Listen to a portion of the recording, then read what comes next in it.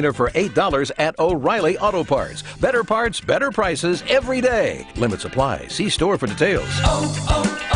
O'Reilly Auto Parts. I can't believe it. That Gerald is presenting the quarterly budget report with finger puppets?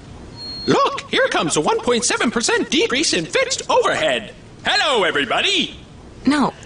I can't believe how easy it was to save hundreds of dollars on my car insurance with Geico. Who are you? The projected increase in organic Q3 revenue. Hooray!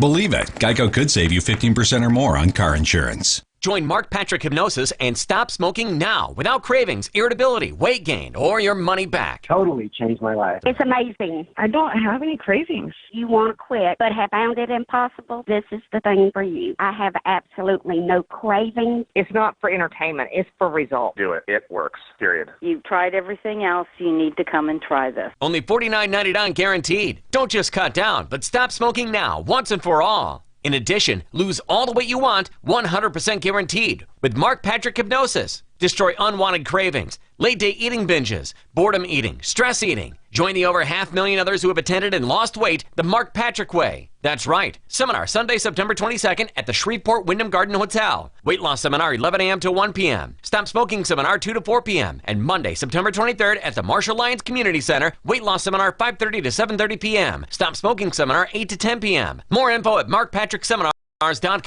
Warning, this product contains nicotine. Nicotine is an addictive chemical, not for sale to minors. Website restricted to adults 21 and over. Let's be real. Most smokers aren't looking for some overcomplicated vaping machine. That's why we created MyBlue. MyBlue is simple. Our pre-filled liquid pods mean there's no mess. One charge and MyBlue lasts all day. And with our range of flavors and nicotine options, you have a choice. MyBlue answers on what matters for smokers. Real nicotine satisfaction. And right now, try MyBlue for $1 at select retailers or myblue.com. So you think you have unlimited data? Recalculating. Think again. If you have unlimited data on a network you can't trust, your data is limited, and so are you. Set your smartphone free with the new unlimited plans from Total Wireless. Get 4 lines with unlimited data on the nation's best 4G LTE network with 100 gigabytes at high speed, then 2G for just $25 a month per line. You have arrived at your destination. Get the new unlimited plans. Total Wireless, total confidence. Available at Best Buy. See terms and conditions at TotalWireless.com. 11:30 The Tiger, your home for LSU sports, powered by Jack Spring Electric. Your local volunteer fire department desperately needs you. Can you direct traffic, install a smoke alarm, help at fundraisers? Then your community could use your help. You don't have to fight fire to be a volunteer. Visit volunteerfirefighteralliance.org. Tiger weather now. Well, a bump up in rain and thunderstorm chances will help to deliver some cooler temperatures as we make our way toward the end of this week. Sunshine hot today, 96. A fair sky tonight, low 73. Warm and humid tomorrow, scattered thunderstorms, high 94. A few thunderstorms on Thursday. Thursday's high in the upper 80s. Richard Wettig, the Weather Channel. The following is a paid program. Participants of this program are not employees of this station, and their views, opinions, and claims do not necessarily represent those of Town Square Media, its employees, or advertisers.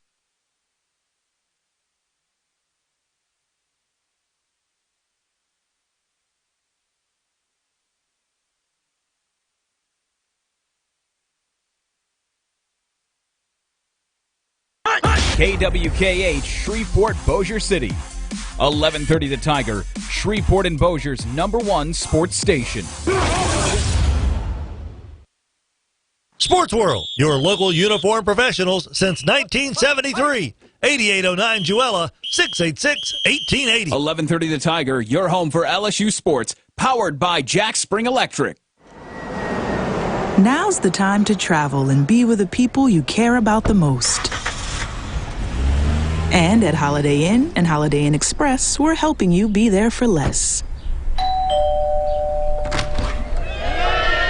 Save at least 25% at thousands of hotels worldwide if you book by September 24th. You won't want this moment to pass you by.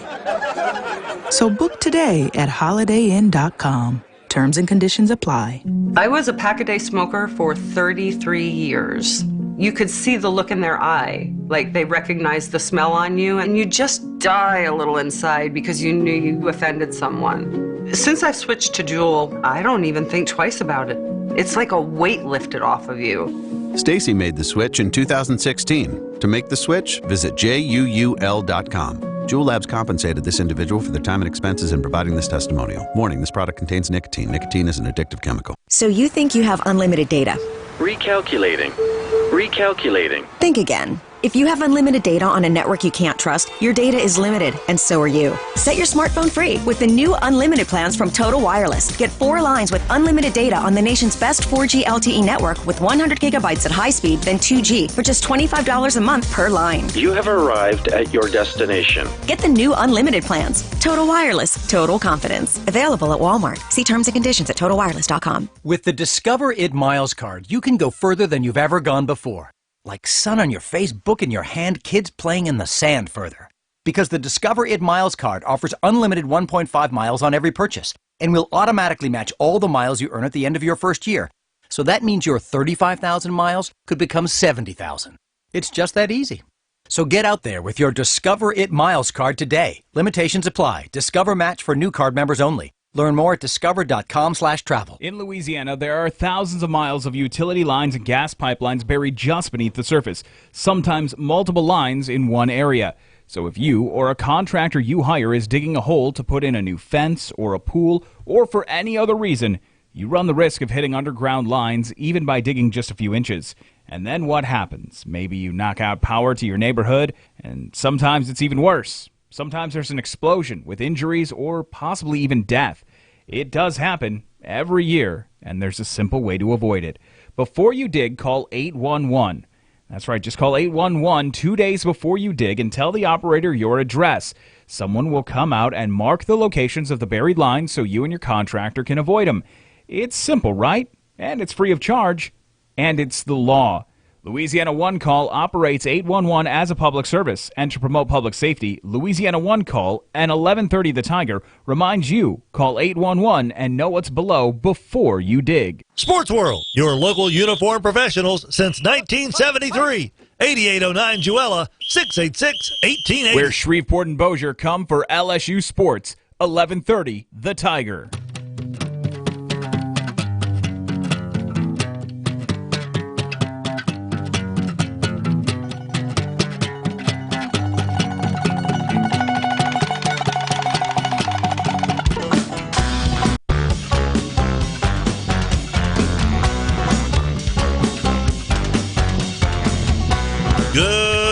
Morning, everybody. How you doing? How you doing? This is the Tim Fletcher Show on 1130 The Tiger.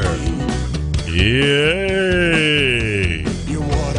We are so glad to be with you here today on this Tuesday, September 17th. Little dirt bud to get us started. Oh, yeah. It feels so good. Sounds so right.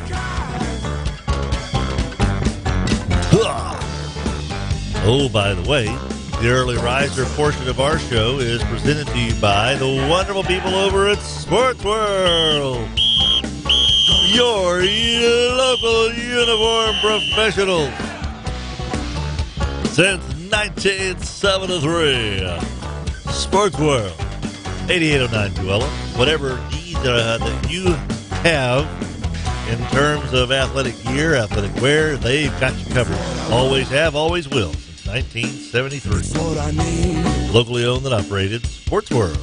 Yes, sir. Time now to say hello to our good pal, Rogers Hampton, Georgia. Hey, boy, happy Super Tuesday. Happy Super Tuesday for you as well, and to you as well. Always one of my favorite days of the entire week. You get two of them. You do. That's why it's Super Tuesday. Super Tuesday. What's up, man? Not much. Not much. It's not Monday anymore. It is not Monday. And I am not Luke Falk, so. I'm also not trying to. I was going to say you're in the wrong place, bud. Yeah. I'm not trying to keep the Dolphins together. I'm not Ben Roethlisberger's elbow. Man. Drew's thumb. Speaking of one for the thumb, Adam Hester is here. How's it going? Good, buddy. How you doing? I'm good. You have a good Monday at school? Yeah, it was fine. Did you get your homework turned in? Yep. Do you still assign his homework a deal at all nowadays? Not for me, but it is for everybody else. Really? Yep. You try to get it done in class? Absolutely. Good for you. Homework is just the worst. Yes. I mean, it really is. Boo. Boo homework. You suck, homework. Go home.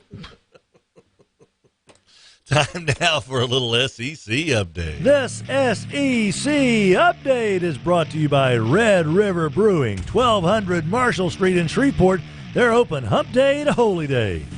The LSU Tigers will be facing Vanderbilt in their SEC opener this weekend without Rashard Lawrence or Glenn Logan.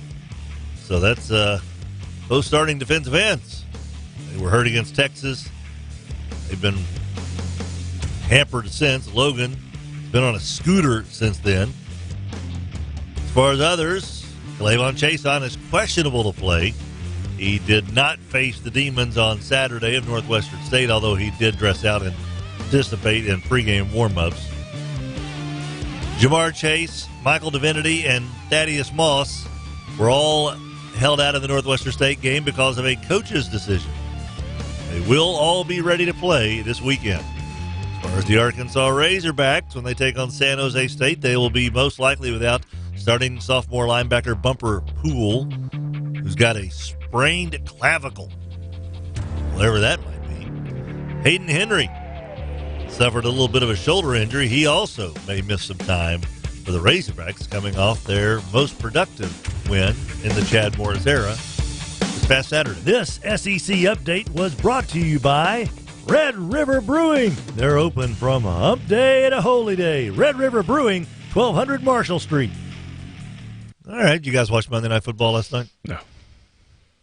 Rogers? I did not. Sorry. No. Sorry. No apologies necessary. It was the Browns and the Jets. Mm-hmm. Yeah.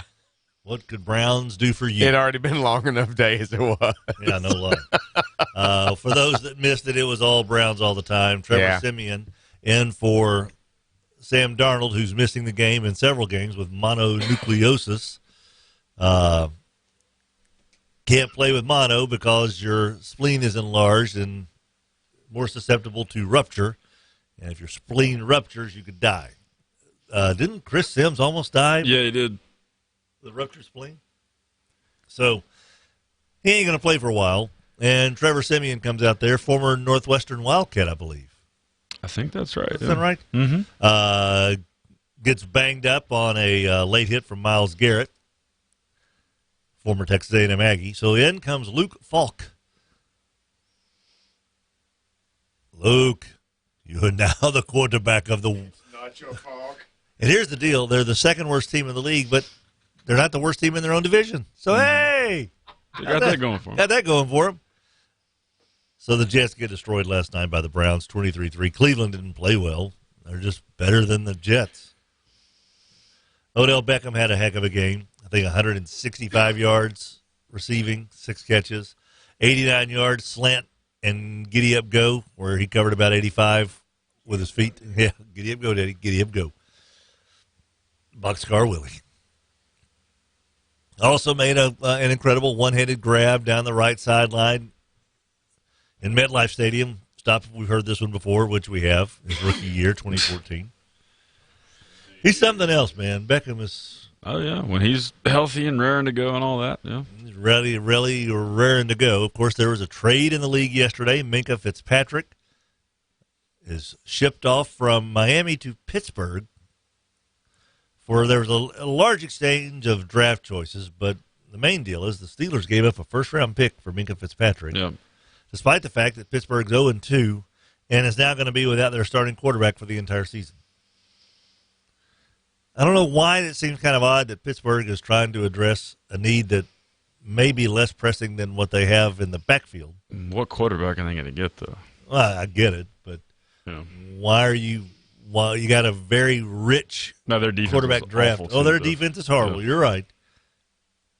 But where are they going to go with Mason Rudolph? I guess they're just trying to prove they're not Miami. They're not going to tank. They're going to try to win as many games as possible. So Minkah Fitzpatrick goes to the Steelers. The Dolphins now have 3 first-round draft picks, the Texans, their own, and the Steelers. But the history of teams who have had 3 first-round draft picks is not really that good. No. You can swing and miss at all 3 of those, by the way. Yeah. Nothing is a guarantee in the NFL. Roethlisberger out with a non-contact injury, going to have surgery on his elbow. Basically Tommy John surgery, I suppose, is the best way to put it. And Drew Brees is getting a second opinion today.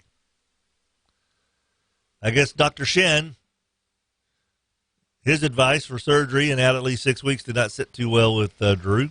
So they're going to see a second hand specialist today in hopes that there is something other than surgery and a shorter time frame than 6 weeks. Yeah, that's probably a common thing to go. Why not? Double check, yeah. What's the Doesn't hurt. Well, exactly. Yeah. Even if it's, hey, I can get this surgery done and you rehabbed in 5 weeks. Ooh. Go for it. So, NFL news, quarterback's out with Roethlisberger gone for the season. He has been in the league 16 years. Yeah. I guess, yeah, that seems about right. He's missed games before, but he's still pretty stinking durable. And in Mason Rudolph, they trust, the former Oklahoma State Cowboy. They do. They like this guy. Yeah. And the Steelers may have gotten quite the reprieve yesterday when Sarah Connor was given a clean bill of health as well. So James Conner, running back, I'll be back. Get to the team bus. I will be playing. So he is A-OK. So they do have James Conner with them. They still have, Juju Smith-Schuster. They still got Vance McDonald. So offense is going to be okay, I think. Yeah, I mean, it could be. I think Vance McDonald's about to get a pretty decent workload for some reason. I'm hoping so. As opposed to O.J. Howard, who sucks. Not that I'm bitter about it, but I am. Guys give me 2 fantasy points in 2 weeks. Not that they're throwing him the ball, so he kind of can't help but suck. But he's doing really good at this when Chris Godwin catches the ball. Mm-hmm. Yeah! It's another reason to despise Jameis Winston. Rogers Hampton, Adam Hester, myself. It's a 2 for Tuesday. $2 Taco Tuesdays at Jimmy V's all day long. $2 Tecate, $2 tequila. Jimmy V's Fajita Factory, Old Minden Road, right next to I-20 in Bossier City. We've got James Thurman coming up. I wonder if his feet have hit the ground yet. Dennis Dunn at 6:30. Reynolds Moore at 6:45. Stephen Jeter at 7:45. We've got the skipper from Louisiana Tech at 7:30. And then at about 8:30, Matt Yoder joins us to talk a little Saints football. That's the lineup. All right, kids, we'll be back on 11:30 The Tiger right after these commercial messages. Your local uniform professional since 1973, Sports World, bringing you the early riser. Puff, I'm going to ask you a personal question. Oh, boy. How often do you swoop? Oh, I swoop all the time. Biscuits, gas. If I need something, Swoop's got it. It's the perfect place to swoop. If you're going to swoop, you may as well swoop at Swoop. If you're going to do a biscuit swoop, why would you swoop anywhere other than Swoop to get a biscuit swoop? Oh, those biscuits. The croissants, the English muffins, the biscuits. Oh, I need a napkin to clean up this Stop stool. drooling. Start swooping. Swoop. I literally was walking around one of those big box stores, that sell sporting equipment the other day, and family was looking for helmets. Yeah. And little kid who still had Clearasil on his face said, "Over there's the helmets." they don't know. They don't know. What do they know? They know nothing. We'll go somewhere where they do know something. Oh, Sports World. There.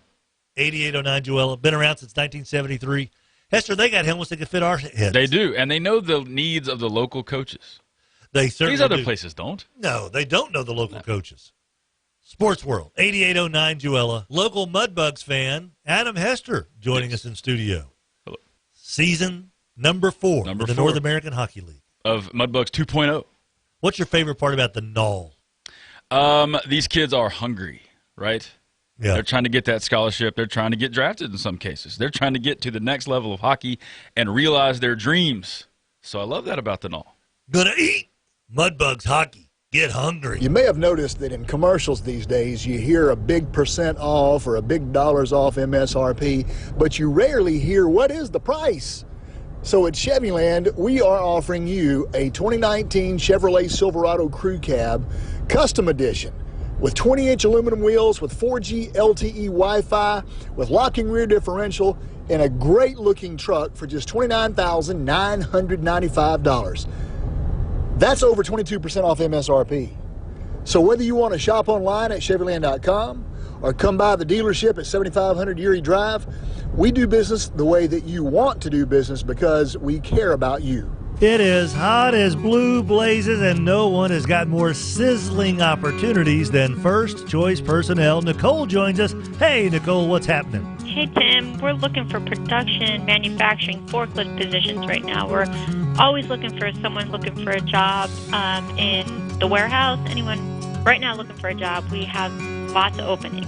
Lots of openings. Think about that. A warehouse is big.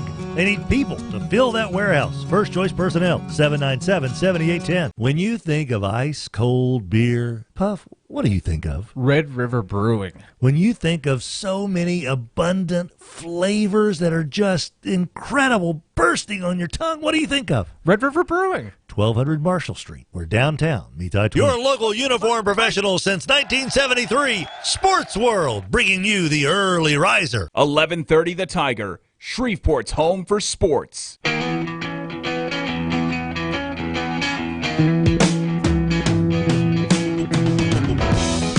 Welcome back, everybody. 11:30 The Tiger. It's 6:17 on a Tuesday, September 17th. My name is Tim Fletcher. We've got Roger Sampson and Adam Nestor here. Got football on the brain, of course. Wouldn't we? Middle of September. Best of luck to our buddies with the Mud Bugs on their way up to the showcase in Minnesota. Mm-hmm. They'll be back next week. But Bugs got off to a great start. MudbugsHockey.com. Get your ticket information. Joining us on the Mudbugs Hockey Hotline right now for our First Choice Personnel Coaches Conversation, it's your Plain Dealing Lions head coach, James Thurman. Good morning, sir. How in the world are you? Good, man. How are y'all this morning? We are doing A-OK, buddy. We had a brief conversation on Friday night because our games were going so long. We didn't have a whole lot of time to speak to you guys. But obviously there was elation, jubilation, just incredible joy from you and everybody associated with Plain Dealing football after a 29-28 win over North Caddo.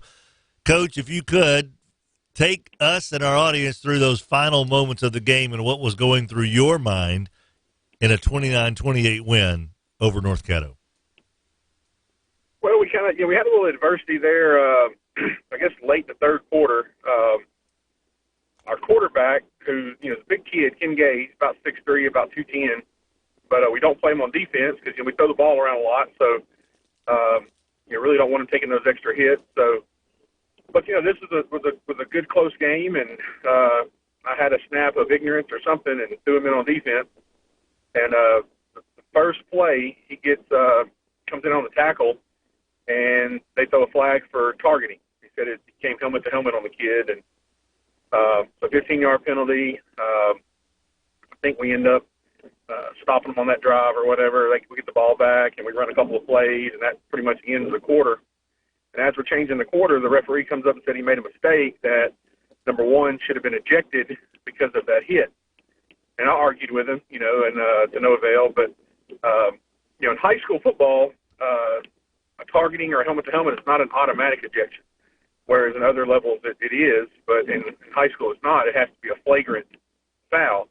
And he never mentioned anything like that. I think in his mind he may have thought just, it was automatic ejection or whatever. But because when you watch the film, there was no doubt. There was nothing flagrant about it. It was just a tackle, but that's neither here nor there. So anyway, so we start the fourth quarter on offense, and quarterback gone. He has to go to the locker room. So luckily for us, Dada Washington Carper was able to come in. He was our quarterback the last 2 years, and he'd been playing slot for us, and put him at quarterback, and he leads the drive down the field. And I think at that point we're down by a point, and I think we score and go for two and get it. So now we're up by 7. So, then we battled back and forth with them a couple times with different, a couple turnovers here and there, and they ended up getting the ball back with, pretty small amount of time on the clock, and that number 9 over that Jaden Carter is just, you hadn't had a chance to watch him. He is something special, and he rolled down the field on us and ended up punching it in with about 30 seconds left. And I tell you, the MVP of the game at that point was Coach Kavanaugh because he called a timeout, and I didn't have any. And when they came to the sideline, our kids came to the sideline, I could just see it in their face, in their minds, the game was over. We'd already lost. So I had to, refocus those kids, let them know that, if you stop them right here, you win the ball game, and they had been getting this one formation and having some success with it, and that's what they kind of lined up in for the timeout. And I just went for broke and told my kids that it was kind of a overload set or whatever. They like to run the quarterback off that edge right there, and I just told the kids, if they come out in that again, we're all going to the whole team's going to slant that way. And he took off there, and we had a couple kids meet him right there at the 1, and I saw the referee do the no good signal, and we all went a little crazy there for a second, and then we realized, oh crap, they're going to kick an offside kick. We got to make sure we get it back.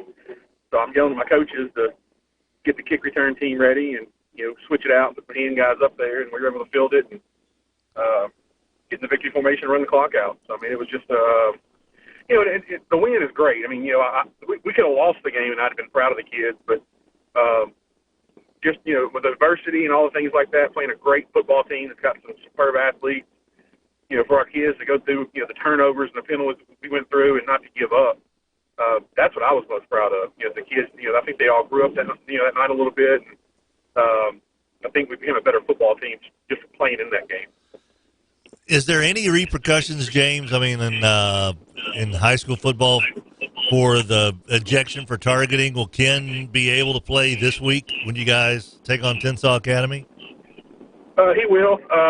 He had to go through the little sportsmanship class, and he did that yesterday. And the only thing that really makes me mad about it, he got hit helmet to helmet earlier on in that game, a lot worse than he delivered.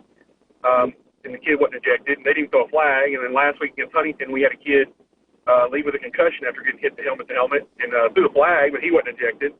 And like I said, at the end of the day, it's not a big deal. We won the game, and Ken still gets to play this week. No big deal. But the problem is, if let's say something later in the season happens, and he does actually do something that's warranted, get ejected, that's something like that.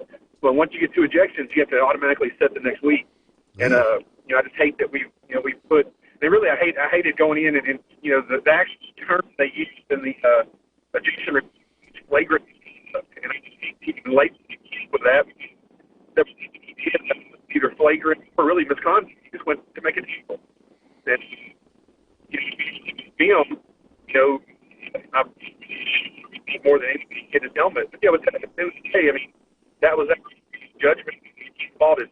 But yeah, you're breaking up just a little bit here, James, just for a second. So basically, I'm just kind of curious if maybe you'll drive into a little bit better sell here.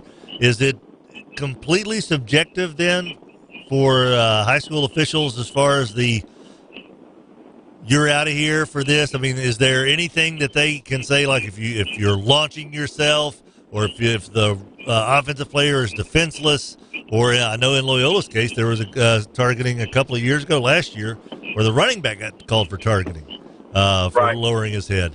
Is there anything clear-cut in the rule book that officials can come to you as a coach, or you go to the coaches and say, okay, just so I have this clear, what is considered targeting and what would involve an injection for targeting? Is there anything completely clear-cut in this? It's definitely clear-cut in terms of what is, leading with the head, targeting, face blocking, things like that. It's injecting. It doesn't, I'm going to say, people, the kid is giving him, he's already fallen down, the play's pretty much over, and you come in the moment, that would be flagrant. If some kids are holding the kid up and you come off, and fly into him while he's being stood up with a helmet to helmet, that's targeting. I guess, if you peel back with the intent to hurt somebody, stuff like that. But at the end of the day, like I said, I can't fault the fact that, if he would have told me that, hey, I thought it was flagrant, I'd have been okay with it, but he never mentioned flagrant.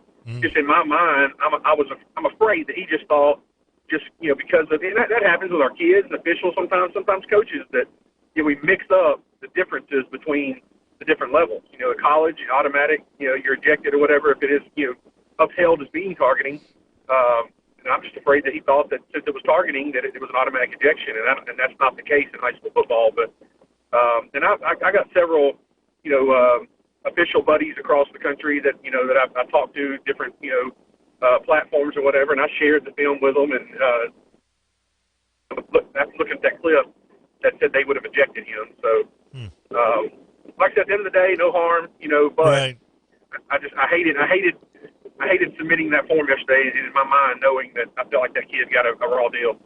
James Thurman, head coach for the Plain Dealing Lions, a huge win over North Caddo, 29-28 last Friday. They take on Tensas Academy this Friday on the road, I believe. You'll be on this week.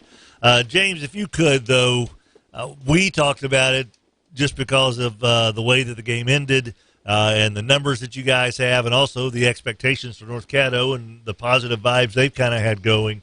If you could just put it into words, what this win meant for your staff, your players, your school, the Plain Dealing community.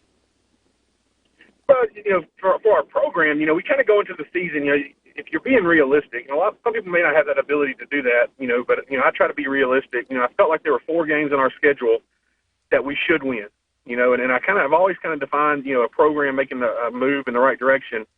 You win the ones you're supposed to win, and then you win a couple maybe you're not supposed to win. And let's be honest, on paper, we were not supposed to win that one. I think Max Preps had us ranked 5,000 spots behind North Caddo nationally. Jeez. So, we weren't supposed to win that game. And, as far as, like I said, on paper, but, the game's not played on paper. So, luckily our kids didn't know that. They came out and they played hard. And at the end of the day, when you can steal a win like that against, like I said, I really picked North Caddo to possibly run the table and go undefeated, just watching them.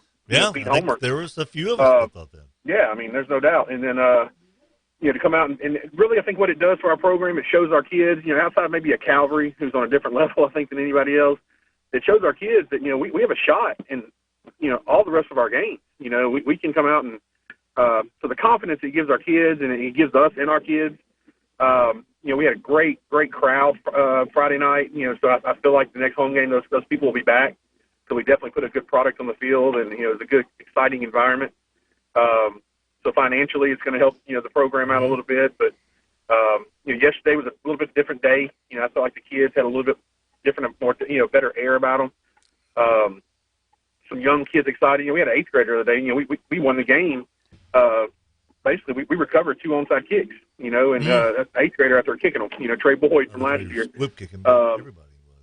So, I think we all kind of grew up a little bit. So I really think it took our, program, is what it is. But, the team for this year, if nothing else, took that team in a direction that we really needed to go to finish this season strong. So super, super proud of those guys because it would have been easy to lay down several moments in that game, and they never did. James Thurman, head coach for the Plain Dealing Lions, with a really a stirring victory on Friday night. And they'll try to keep that momentum rolling on the road this upcoming Friday. Coach, congratulations to you and your kids, man. I know that was just absolutely a fascinating way to spend a Friday night in that stadium for both teams. It was just back and forth with our correspondents. We enjoyed the heck out of it, and happy for you. Appreciate that, man. All right, buddy. Talk to you soon. James Thurman, head coach for the Plain Dealing Lions. Now, of course, Rogers, coach is mostly correct with what he says, but he said that the game is not played on paper, Adam. You heard him say that. I'm not acknowledging you. There is a football game played on paper, Rogers. It's called paper football. And I believe that I have in my hands the 2019 Paper Football Champion trophy from the Tim Fletcher Show that was won by me. So there is football played on paper, with paper, and I am the best. You made a trophy for yourself for your game that you came up with and no one else wanted to play. And someone has broken my trophy, by the way. His little left hand. It's got a little Drew Brees thumb ligament thing there. He probably hit it on the helmet. Yeah. So I'll be posting cameras in here to see who is damaging the trophy for football that is played with paper. You could just take it home. Where am I going to put it among all the awards at the house? This guy gets lost. There's no room. There's no room. I think it's probably Bonsai jealous. I think it was Bonsai. I'm sorry, Gonzo. Yeah. I think Gonzo got upset. Gonzo got upset. Boomer should stop him from doing those things. So there we go. James Thurman, head coach of the Plain Dealing Lions. That's a huge win. Very much. For that program. It's going to be interesting to see how both of those teams respond this week. You know, high school kids, pretty stinking resilient. But they also... Yeah, I don't know anything about Tensall or however you say that. But I've always said Tensall. Is that wrong? I don't know. Sure. Yeah. But they're 0-2. Okay. And their national rank is 13,000, according to Max Preps. How many are ranked? Who knows? And I love how Max Preps ranks these guys.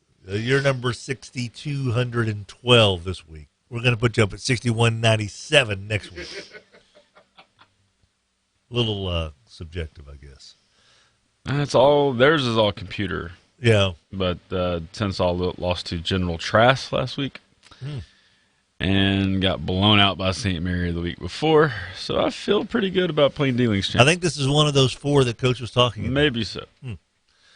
6:32 is the time. Our show is presented to you by the fine folks over at Accutem. Did you know that Accutem right now has got so many wonderful things going on, including, my fine friends, they have a 100% satisfaction guarantee. Guarantee. 100% satisfaction.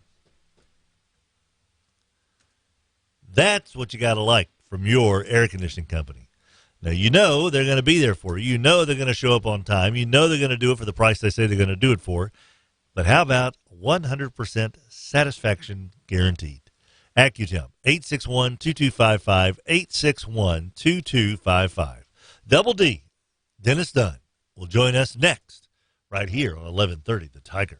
Your local uniform professional since 1973, Sports World, bringing you the early riser. Edge Concrete Cutting. We cut floors, ceilings, walls, slabs, bridges, and more. Edge can handle your flat sawing, electrical slab sawing, core drilling, early entry sawing, concrete demo, and removal. Edge has the experience, personnel, and equipment to handle any job, ranging from large construction projects to small concrete cuts or coring jobs.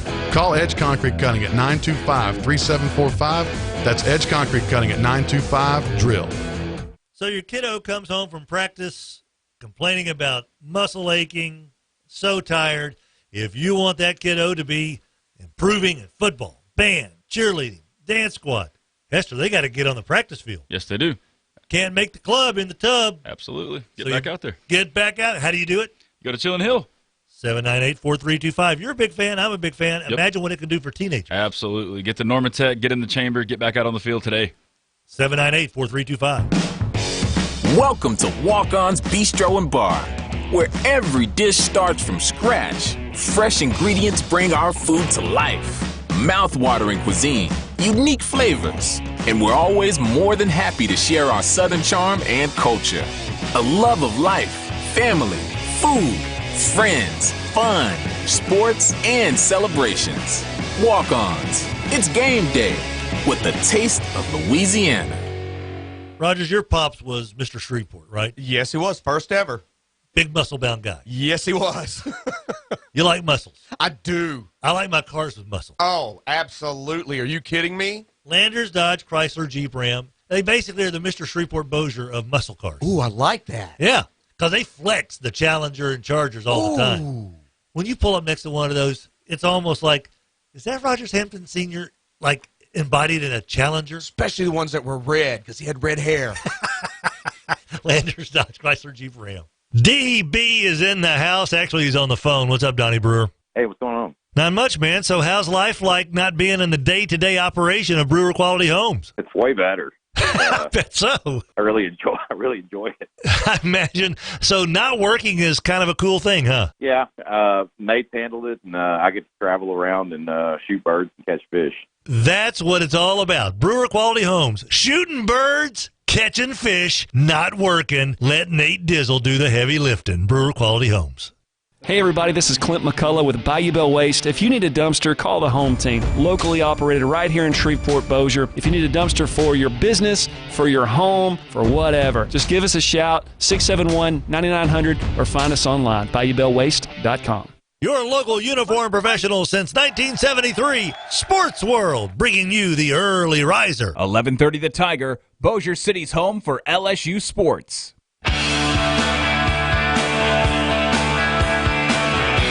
Welcome back, everybody. 11:30 The Tiger, Tim Fletcher Show, brought to you by Brewer Quality Homes, the Brew Crew. Making sure they get it done every single day of the week, and they do it big, buddy. I'm talking about their Jessup single wides. Holy moly. This thing is absolutely phenomenal. You have to see it for yourself in person. Pictures do not do it justice. That's probably the name of the home, the Justice League. Because you got to be a superhero to sell and work for Donnie Brewer. Brewer Quality Homes, 3830 East Texas, the home for Capco Homes. Jessup Homes, that's the company that Donnie co-owns down in Waco that manufactures homes. And they got together and said, what have we learned in 30-plus years of selling manufactured homes? This is what people want. And my stars, when you see a Jessup home, it does have everything that you could possibly want in a home, except, the $125, $150 per square foot price tag. $40, $50 a square foot. Brewer Quality Homes, 3830 East Texas. Everything that Donnie Brewer touches when he's not working for the CIA turns to sold. Time now on the Mudbugs Hockey Hotline to visit with our buddy Dennis Dunn as part of our First Choice Personnel Coaches Conversation. Hello, Dennis Dunn. What's going on, buddy? Good morning. How you guys doing? We are A-okay. Everybody Very all good. right? Yeah, so far so good, man. Settling in down there in Stonewall, Dennis Dunn. Last week you came across a pretty dang good Parkway team. I guess your assessment, a guy who knows quarterbacks, I saw one of your former ones on Saturday coaching his little kiddo in flag football, Brock Berlin. What do you think of Gabe Larry as a QB? What does he bring to the table for Parkway? I think he's a rising star. Those guys are doing a good job. Neil's got a good team. I mean, Gabe's a really good quarterback, but Neil's got a good team. I mean, that defensive front is solid, and I think he's got a well-rounded team, a team that with some breaks along the way has got a chance to make a decent run in 2019. But the kid, he can really hurt you with his ability to escape in the pocket. He's elusive, and man, when he gets in the secondary, he can fly. Obviously, still, working through his reads and that kind of thing to try to settle into what they're doing offensively. His accuracy is still progressing. I know he would like the guy to be a little bit more accurate in his ability to make reads and make the throws underneath. But man, he's got all of the tools. Big, strong, athletic, can really run. And in the fourth quarter, he makes a big run against us, and I think goes about 80 for a touchdown. He got in the secondary, and he made the field stand still with his speed. So, but they've got some things. They've got some weapons to go along with it. Two really good running backs, and I think he's got the making of a good team. Gonna have a heck of a game this Friday night with Thomas Bachman, another one of mine. They play each other, so I think it'll be a good test to see where, the Parkway Panthers really are. But the other night, that guy was the difference, in my opinion. It was a heck of a game for three quarters.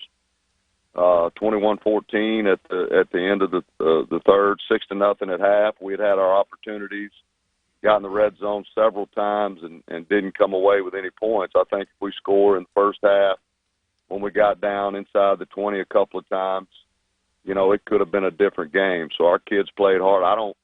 Neil and I talked the next day. I don't think they're 35-14 better than us. I think it was if you're there watching the game, it doesn't feel like it's. I've come away from some 35-14 losses and felt like that we had just gotten our brains beat out, but I didn't feel that way though. I thought our kids played their tails off for 3 quarters, but hand it to those guys. I think they're well coached and do a great job on both sides of the ball, and it's a good Parkway team. I think that district is going to be when you think about how good Airline's playing and Houghton, with their huge win, I think that district is very, very competitive. Not to mention Shreve, and it's going to be some wars coming up, in the weeks to come. I completely agree. Dennis Dunn, North DeSoto head coach, joining us. Was it odd at the end of the game, Dennis, or just the feelings of, one of your former students, one of your former grad coaches or student coaches going up against you now? I mean, it's kind of, life revolves in these circles, from day to day, but then all of a sudden these circles get bigger and bigger and bigger, and you start enveloping more people in them. And next thing you know, a kid that you used to probably have to remind to get his mouthpiece in and do grass drills and all that good stuff is on the opposite sideline shaking your hand after a game. It's not real fun playing against those guys because those guys do such a good job, man. I tell you, Thomas Bachman whipped my tail the last 2 years, and he did not mind spanking me. And Neil was the same way. I mean, he didn't mind. I mean, at fourth quarter, he's still sending the house after this young quarterback, and the game's well in hand. So they when it comes to letting off the gas pedal, none of them know how to do it. I guess they got that from their old coach. Let's play 4 quarters. So they were playing 4 quarters, but no, it's good. Neil, I'm proud of Neil. I'm proud of the job that he's done, and he's worked really hard for a long time, and loves South Bossier, loves Parkway, and man, he's building community, and he's got a good team. I wish him well. There was only one game I was pulling against him this year, and it was this one. So I wish him well and wish him the best the rest of the season. Well, now it was a good hug. A little bittersweet hug. We hugged, but that competitive fire's still in me. It was a bittersweet hug. I would have hugged him a lot better the next day. But. Now it's going to be interesting because this week you face a team that I assume is going to be absolutely on a mission. The Manny Tigers probably haven't been 0-2, and I don't know when. That's the last time they started a season 0-2. So Jess Curtis is going to have his stinger out for you. I believe that you get him at home, though, this time around. So there's that little bonus, I suppose. But are you expecting to see, or I guess I should ask, what do you expect to see from the Manny Tigers coming in with a little anger in their system? Well, he's played 2 really good teams. I mean, when you think about Union Parish and that program, and then Natchitoches Central, I'm telling you, is much improved, especially on defense. Sam Goodwin's got those guys playing really well on defense. So that was a heck of a game last week against it's not a bad Natchitoches Central team. So Jess. The job that he's done, I've watched him, as when I was at Louisiana College and got to watch him from the start there at Manny. He has built quite a brand, and that whole community has bought into the Manny brand, and those guys will come guns a-blazing, and we know that. We know what to expect. It's become a pretty fun game over the last few years. I think, from what I understand, the game has ended last. It was determined on the last couple of plays and several of those contests over the last few years. So we're going to get a Manny team that's hungry for a win, and we know that. And it's been fun watching Jess from a distance build that program. And boy, what a job he's done. When your whole community is bought into the brand that you have established, that says something. And that Manny town loves them some Manny Tigers and Jess Curtis. So, I'm sure it'll be a war like it's been the last several years. How far along do you think you are in establishing your brand in North DeSoto? Oh, wow. It takes time, Fletch. I mean, it does. And again, I think it's all relative to buy-in. I think the community is I'm sure probably still looking, seeing, watching. But it takes a while to really establish what you want to establish, and we're not talking about being done in weeks or months. We're talking about, it takes a few years to really put a stamp on a program. So, we'll see. I mean, it's to be determined, but I think our kids are playing really, really hard. Our defense, again, I've said it since the onset, our defense is really good, and we knew that they were going to have to play well early, and with the exception of 2 or 3 big plays the other night where people got in the secondary and their speed hurt us, our defense played great, and they're going to continue to have to play well. But, I mean, this young quarterback, Kelvin Kinney, grew up a week. He's continuing to get better and better.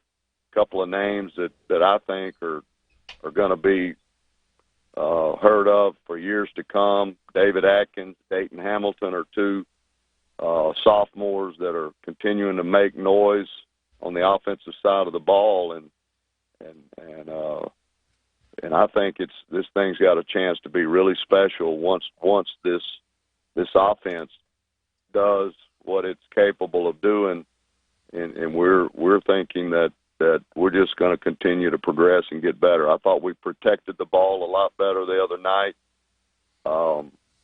We still threw a couple of picks, albeit one of them, off a tip ball that we should have caught for a big gainer, but protected, didn't turn the ball over in the run game like we had done the week before. So we made some progress, and that's what we're looking for at this point. I think we played well against a really good Parkway team, and we know that a hungry Manny Tiger team is coming to Stonewall Friday night, and it'll be a heck of a matchup and a great atmosphere for high school football fans, and we're hoping that the crowd turns out like we expect it to. And man, what a great atmosphere, because two really good programs and two strong communities that have bought into their programs.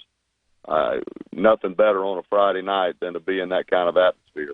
You got that right, buddy. Dennis Dunn, North DeSoto head coach. It is a battle these last 3 or 4 years between North DeSoto and Manny that has been just bloody bludgeonings and gut-wrenching all the way until that 48th minute has expired. Looking forward to another one this Friday night down in Stonewall. Dennis, always a pleasure, buddy. Good talking to you, man. Look forward to talking to you again very, very soon. Thanks, Fletch. Enjoy it always, and y'all have a great day. You too, buddy. And just a reminder, Taco Bell, of course, bringing you the Live Moss student sections. They have been such a smash hit in the college level, where we're trying to make sure this happens at the high school level as well. So parents, pass it on to your kiddos. Coaches, pass it on to your cheer sponsors and band directors. We're looking for videos of the student sections having a blast on Friday nights. Post those videos on Instagram with the hashtag LiveMossFletch. That's LIVEMAS Fletch. Post those videos on Instagram. We will judge them on early in the week, the following week, and then pass along who's going to be the winning school that week. And at the end of the season, there will be the big contest. We'll put them all head-to-head on who has the best student section in town, who absolutely lived up to the Live Moss hashtag, and that school is going to get a taco day at school, courtesy of local Taco Bells. That's right, tacos for every student, from Taco Bell after the season. Hashtag Live Moss Flesh. Let's see those videos on Instagram of your student sections every single weekend. When we come back, Reynolds Moore, I think, has finally made it back from Vicksburg, Adam. Mm-hmm. Takes a while. It takes a minute. Not a lot of cell service. No. I don't know if they have paved roads in Mississippi yet. Horse and buggy. Horse and buggy, which, of course, that's where Walker Spring and Brake comes in. They can help that horse and buggy carry even more. They can do a lot of things, that Walker Spring and Brake. 6:51 the time. Rogers and Adam and I will all be back right after this. Your local uniform professional since 1973, Sports World, bringing you the early riser. 11:30 The Tiger, your home for LSU sports, powered by Jack Spring Electric. You're in charge of hiring, and Indeed has solutions, like company pages where you can get people excited about working for you.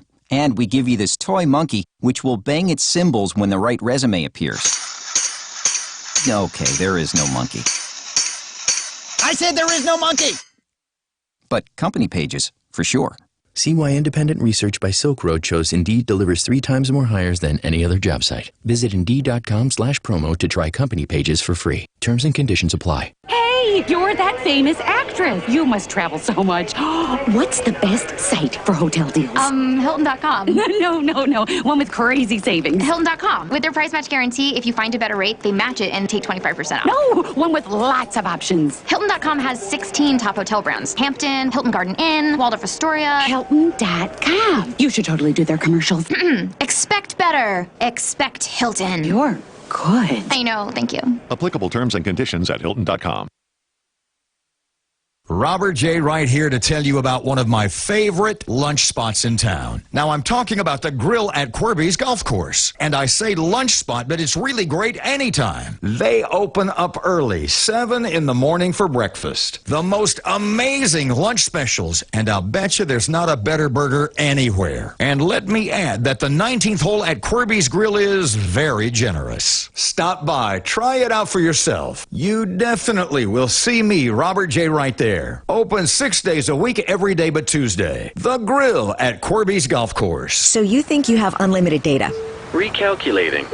Recalculating. Think again. If you have unlimited data on a network you can't trust, your data is limited, and so are you. Set your smartphone free with the new unlimited plans from Total Wireless. Get 4 lines with unlimited data on the nation's best 4G LTE network with 100 gigabytes at high speed, then 2G for just $25 a month per line. You have arrived at your destination. Get the new unlimited plans. Total Wireless, total confidence. Available at Walmart. See terms and conditions at totalwireless.com. Have you enrolled us in the plan? Sweetie, I've got us in so many plans, I've forgotten where the plans are. No. The 2 times a year plan where AccuTemp comes out. Yeah. All in that. Because as a matter of fact, it's time for them to come out and do our spring one. Yes, we're about to make the big switch over from blasting the heat to blasting the cold air. AccuTemp's the one. And here's the deal. You change out the air filters. That's smart. That's good. But have AccuTemp come out twice a year, get your air conditioner ready for the summer, heater ready for the winter. AccuTemp, 861-2255. Your local uniform professional since 1973, Sports World, bringing you the early riser. KWKH, Shreveport, Bossier City.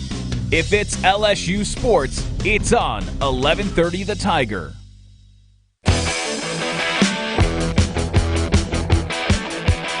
.54 is the time on this lovely Tuesday, September 17th. My name is Tim Fletcher, and Mr. and Roger Hampton here. Chevyland, we care about you. They have the strongest, most advanced Silverado ever. Right there on their lot at 7500 Uri Drive. And right now, what they can do for you is have one just absolutely loaded. The Crew Cab LT All-Star Z71. It is just about maxed out. So many great option package discounts, incredible price reduction, and a total cash allowance. Add it all together, it's about $10,000 in a total value package right now for you at Chevyland. You know them, you love them. They're family-owned and operated since about 1964. And they are the title sponsor for Friday Football Frenzies. Oh, the Frenzy. Every Friday, 101.7 FM, News Radio 710 Keel, Chevyland. powering Friday Football Frenzy. Joining us now on the Mudbugs Hockey Hotline for our first choice personnel coaches conversation, your Benton Tigers head coach, Reynolds Moore. Hey, buddy. Good morning, guys. I was going through the score sheet here, and it appears you have a place kicker who made every extra point in a 7-touchdown game. Thank goodness. And that, I guess, was kind of big since you won by a botched extra point in overtime.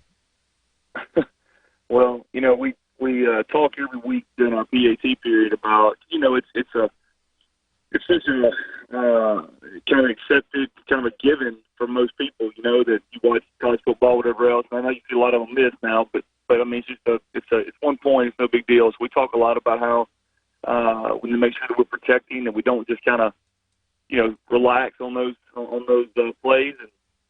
And obviously it's important to our kicker and our holder because that's where they're, that's one of the only times on the field, and our snapper. And so we spent a lot of time talking about that in practice during those periods, and also pregame in our special teams meeting. And last year we won 2 games by a point. That the difference was we made our PATs and they didn't. We won another one by 2 points that we made our PATs and they didn't.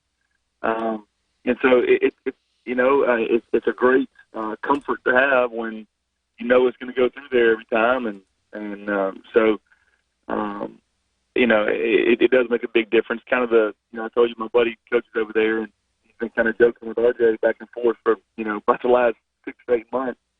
And RJ just kind of said, "Look, if I hit a game-winning field goal and coming down the sideline, I'm gonna give you the pistol." And so my buddy's pretty funny guy, and he told me Friday, he said, if he doesn't do that, I'm going to be upset. So after the game, RJ came and found him. He blew his pistol off and put him in his holster for him. So he was, that's his Uncle Bubba for whatever that's worth, So he wasn't going to do it during the game, but he had a good time with him after. Of course, if you're not familiar with that, Reynolds' son, RJ, is the Benton Tigers place kicker. Our correspondent, who did a fantastic job, Jeff Stewart, his son, Butter, because he is on a roll, is the placeholder. So we have gotten to know the placeholder and the kicker from this thing, Adam, here because of being. It's a unique perspective, right? It is a unique perspective having the father of Butter, Stewart. Once again, we said, why do they call him Butter? And Jeff said, because he's on a roll. Look, he's been, since I've been here for 7 years, what he's been called. I think he actually got that name in baseball. He was having a good tournament or something. Somebody, they call him Butter because he's on a roll, and so it just kind of stuck. And so he's been Butter. He's been here. Well, he was smooth the other night. So was your boy and the entire Benton Tiger crew. It sounds like that Clinton Lassiter is kind of warming up to this whole quarterback thing. Yeah, he had an incredible, especially a first half. His first half both weeks have been really, really good. And so we talked yesterday a little bit about what we could do, different things to kind of get him going quicker in the second half, because he did come out in the second half. We had kind of 2 iffy throws that resulted in interceptions. That was a really, really tough time right there coming out. He didn't stop, and then we turned it back over. So those were really, he had a couple bad throws, and that was it. Other than that, he made some really good decisions.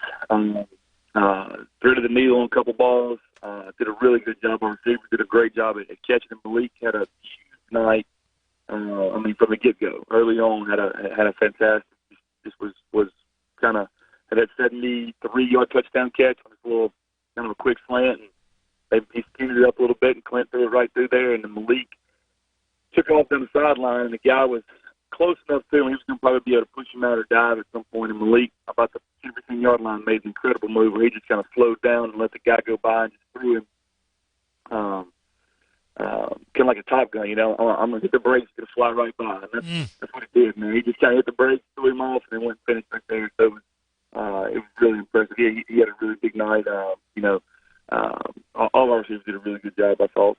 And Clint is kind of figuring it out, even more and more. Last week in film, he was just like, we had turned on, we were watching Vicksburg, and he said, well, Coach, there's this, wouldn't this play work? And I just was kind of like, trying to keep him jumping out of my skin, like, yes, absolutely.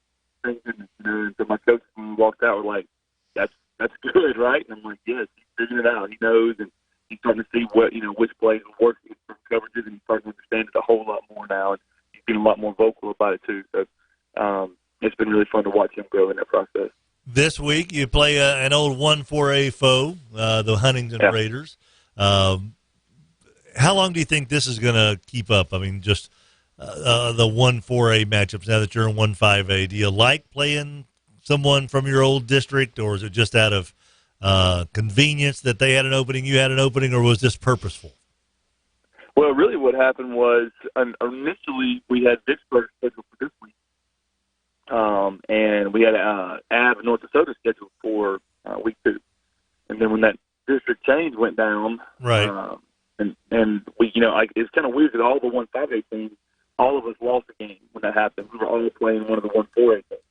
And so we all kind of, not panicked, but we had to get in that scheduling mode again. We had our schedule full, complete, and then we had to start fixing stuff to make it work. So couldn't find anybody with the week 2 opening at that time. And so we bumped Vicksburg up. I called him, but they have a bye week this week, so he could kind of play with that a little bit. So we bumped him up, and then had a few week 3 teams open, and I couldn't get them to play, or they had already found somebody, or whatever the case may have been.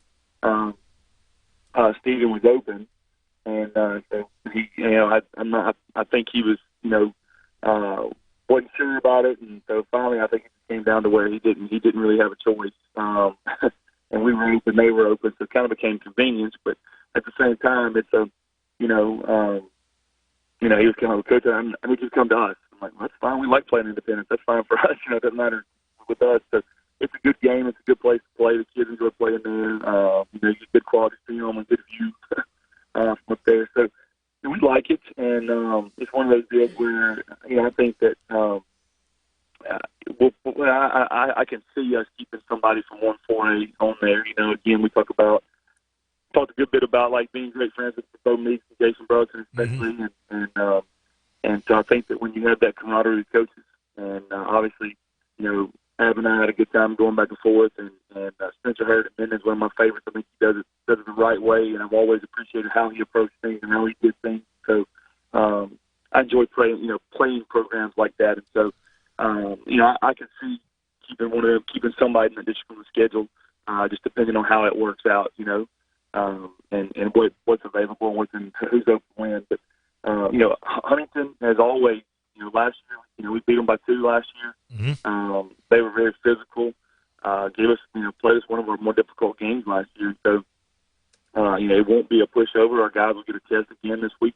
I think we'll be in a dogfight for 48 minutes, and it'll be a game that it's not don't look at it and go, that's a W. You can't count them as that. We know that. We've been in that district. We've played them, and for whatever reason, they seem to have most years have played us really, really tough, and have given us a lot of problems. And even the year we went to that first year, my second year, the first year we were in the quarters, they gave us a very difficult time, and we had to get in our big diesel package when we had Chauncey Taylor back there and drive the ball down the field for about 8 minutes and about 15 plays to put that game away. It was a one-score game. So it's been difficult. We know it will be, and our guys are up for it. And I'll be honest with you, Fletch, it really wouldn't matter who we're playing this week. We didn't play very well in the second half Friday night in any facet. We couldn't get things going from an offensive standpoint. Blew a 21-point lead in the fourth quarter. Defense couldn't get a stop. Offense couldn't get a first down. They're late, kind of run the clock out in any fashion at all. Any time off that clock. We were just, and it wasn't just that Vicksburg got better. We just were not playing very well. We were making big mistakes, weren't lined up right, weren't tackling, and a lot of that's some sophomore mistakes. Most of it was mental, and that's the frustrating part. And so, we wanted to clean that up. So whoever we were playing this week, it really wouldn't matter to me right now. Our main focus has been on making our football team a better team this week. Obviously preparing a game plan for Huntington, but at the same time, our focus has been mainly on getting us better, because regardless of what happens Thursday night, we've got Parkway next week. District play starts next week. And so that's kind of where not that we're not worried about this game, but we've got to get prepared, not just for this game, but we're thinking about that stretch. I heard you talking to Dennis about the 1-5A games. I mean, that's coming. Yeah. And so we got to make sure that we are getting better every week, and I don't feel like we necessarily got better last week. And so that's been a really big thing and focus for us the last couple of days. Reynolds Moore, head coach for the Benton Tigers, joining us. Reynolds, I'm kind of curious about, 10, 12 years ago, the little bubble screen, tunnel screen. Seemed like everybody started putting that in. Then the jet sweep had a big resurgence here about 3 or 4 or 5 years ago. What's the play right now that just about every high school offense in the country has in their playbook?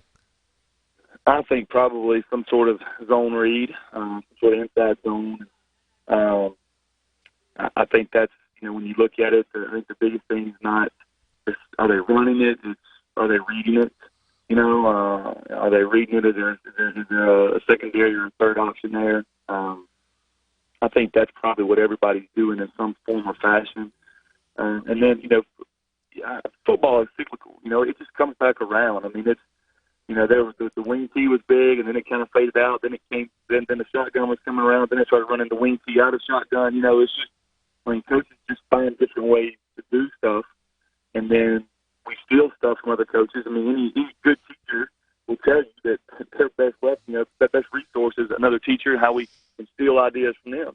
Yeah, coaching's the same way. And so, we go to clinics, and I love going to some of the Glazier clinics because you end up with a lot of these small school coaches, like small college coaches or junior college coaches or other high school coaches that will sit and talk ball with you forever.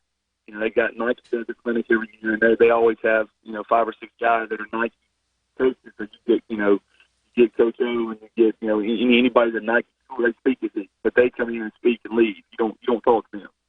Like they're gone, and but you go to these small clinics or big clinics, but with smaller schools.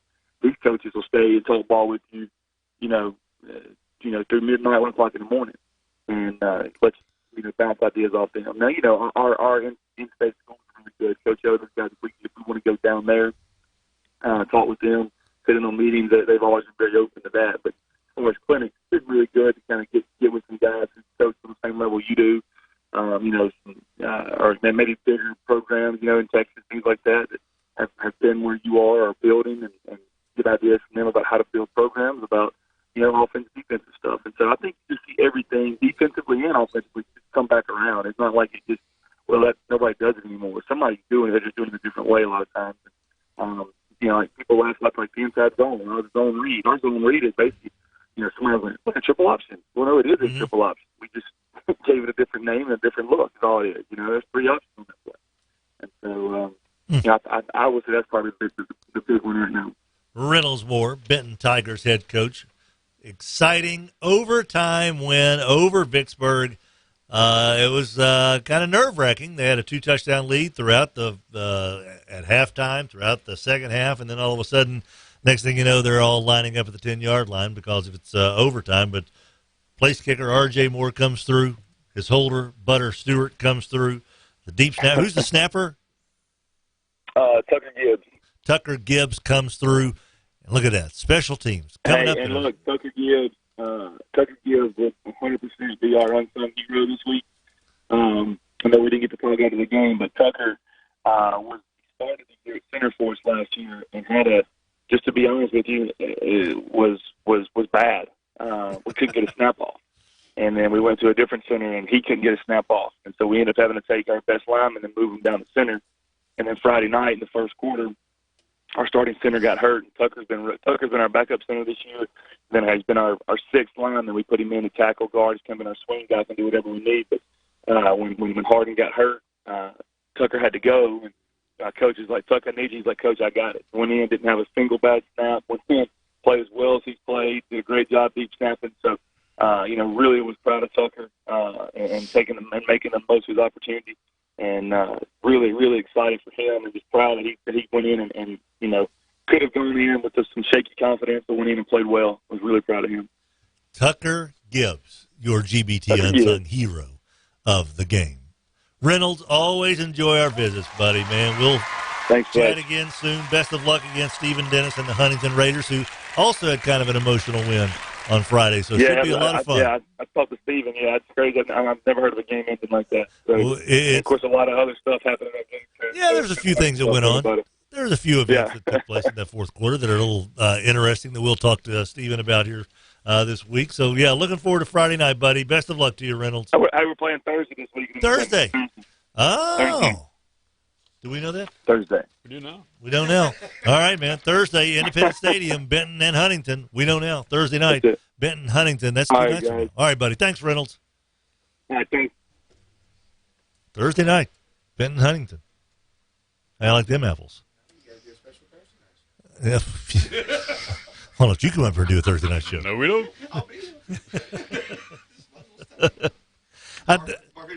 Yeah, that's true. Well, he's got an air mattress over there. We forget how, or at least I forget, we didn't kick a whole lot of extra points in my senior year of high school. Yeah. But, boy, that's pretty vital. What was that? No, we didn't score that much. Oh. Yeah. I didn't know if you meant you. Yeah, we went for two on a lot of occasions. We had a decent kicker. He's a doctor now. I really did. I didn't know if you were being funny or, is he being funny or did they go for he two? was Or actually did they? an okay kicker, but sometimes we were behind, so we'd have to try to catch up any way we could. Man, that is just the forgotten part of the forgotten scoring of high school football. You can get 7 points and 7 touchdowns. They lose the game 42 to most high schools. If they score 7 touchdowns in a game, they're probably converting 4 extra points, 5 maybe. Is that about the norm? Maybe 5, 6, or do you think it's probably 5 or 6? I don't know if RJ plays soccer or not. He did. I'm sure he still does. Okay. That's why he's so good at kicking against. That would make sense. You know, they call soccer in Europe football. Yeah. Or football, because the English invented it and they speak the same language as we do. But it's F-U-T-B-O-L, so football. Huh? Is that F-U-T-B-O-L? If you speak Spanish, it's the same. It translates the same. Well, I am ambidextrous, so I can do a little bit of everything. Little food. Actually, it's got the squiggly over the O, so football. The squiggly over the O. Who's winning our Premier League games right now? What Premier League game are you involved in? My team, Bournemouth. How are we doing? I think they're doing okay. Okay. How's your team doing? They're all right. Okay. Yeah. We got big matches coming up this week, huh? If you can tell me who Bournemouth play, I will give you $20. Bournemouth is playing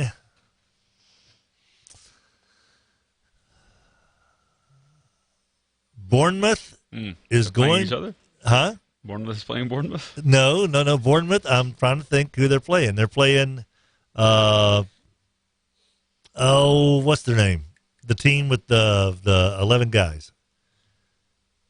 Oh, heck. They wear the same jersey tops. What? They're in England. Throw a name out. Come on. They are playing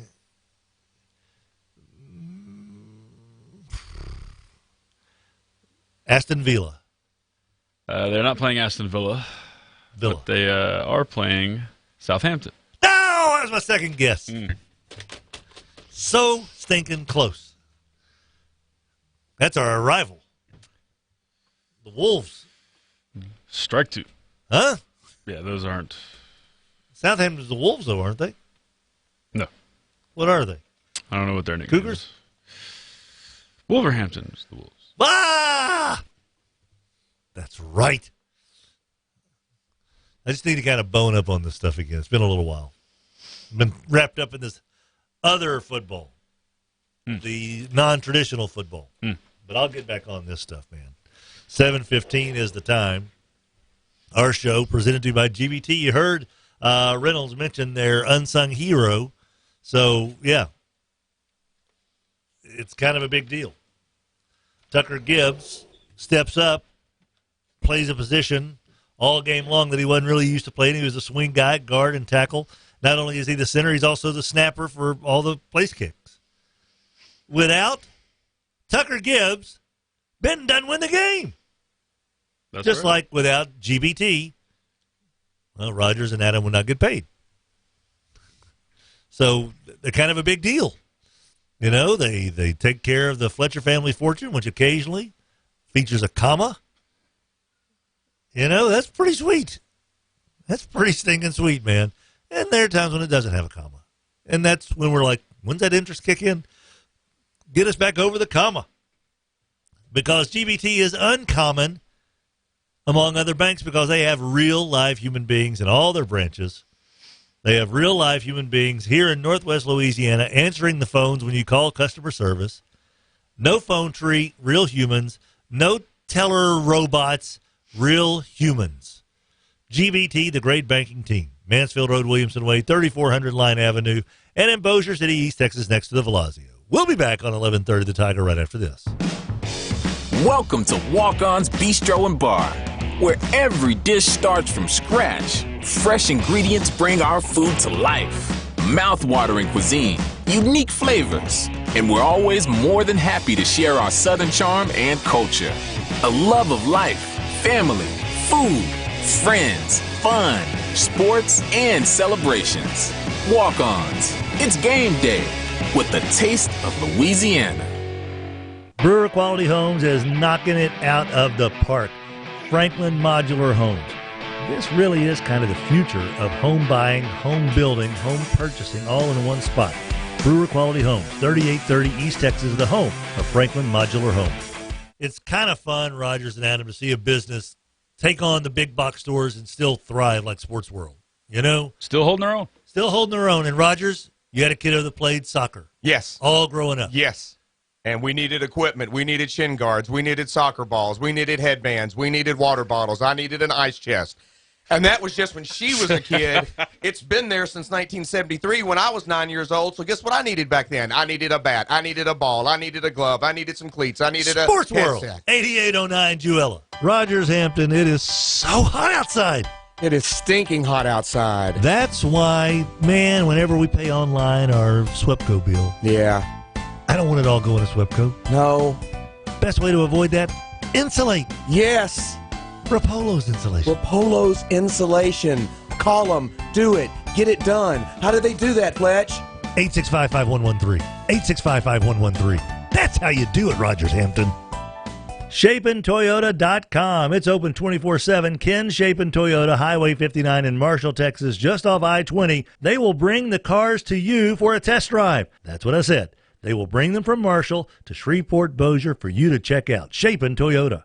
You know, Roger, some people say I'm a ham. Oh, a big old ham. Oh, thank you, sir. When it comes to big old hams, you and I know there's really only one place to go. Big old honey baked ham. You got that right. Honey baked ham, whether it's July 4th, whether it's Labor Day, whether it's Thursday. I'll take a ham from Honey Baked Ham. Honey, please get me a honey baked ham. Southfield Shopping Center in Shreveport. I had a feeling that when I decided to move our teeth over to Cormier Family Dentistry that we were in good hands. Doctors Adam and Jana Cormier certainly are top-notch dentists, but I didn't realize that they had all the equipment to make dentistry so robotic, so futuristic. I feel like I'm the Terminator of teeth now. But here's the deal. Their staff, so friendly, so kind, so warm, and so stinking funny. I enjoyed my dental visit. Who does that?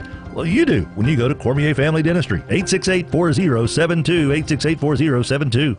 Attention CDL truck drivers, my name is Clint. I'm with Bayou Bell and White's Environmental. We are looking for CDL truck drivers to add to our organization that's been going since 1981. They have great benefits. Get more information on our website. Drivers, we need you. Come on. The CL on the DL, Cantina Laredo, and the shops at Belle Meade on Uri Drive has become the oasis in a Shreveport summer. Holy moly, just sitting on the patio and letting life kind of drift through at Cantina Laredo. The food is outrageously good. The drinks are incredible. It's Cantina Laredo. That's all they deal in. If it's LSU sports, it's on 1130 The Tiger.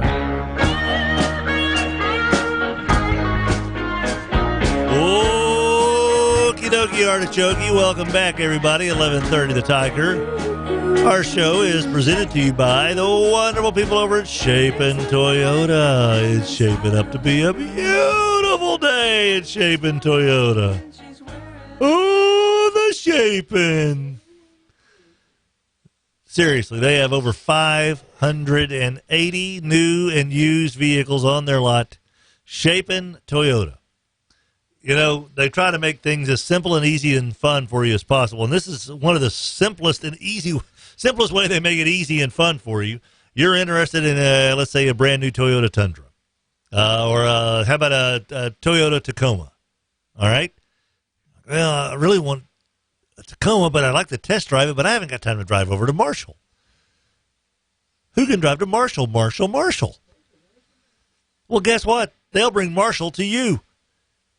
That's right. Chapin Toyota will bring that Tacoma over here to you for you to test drive. Now, that's simple. That's easy. And the test drive is just plain fun. Remember, cars and trucks are like eggs. They're cheaper in the country. Chapin Toyota, Highway 59 North in Marshall, just off I-20. It's shaping up to be a beautiful day. So, Hester, what's your take on which team is going to be more adversely affected here in the short term with quarterback injuries, Saints or Steelers?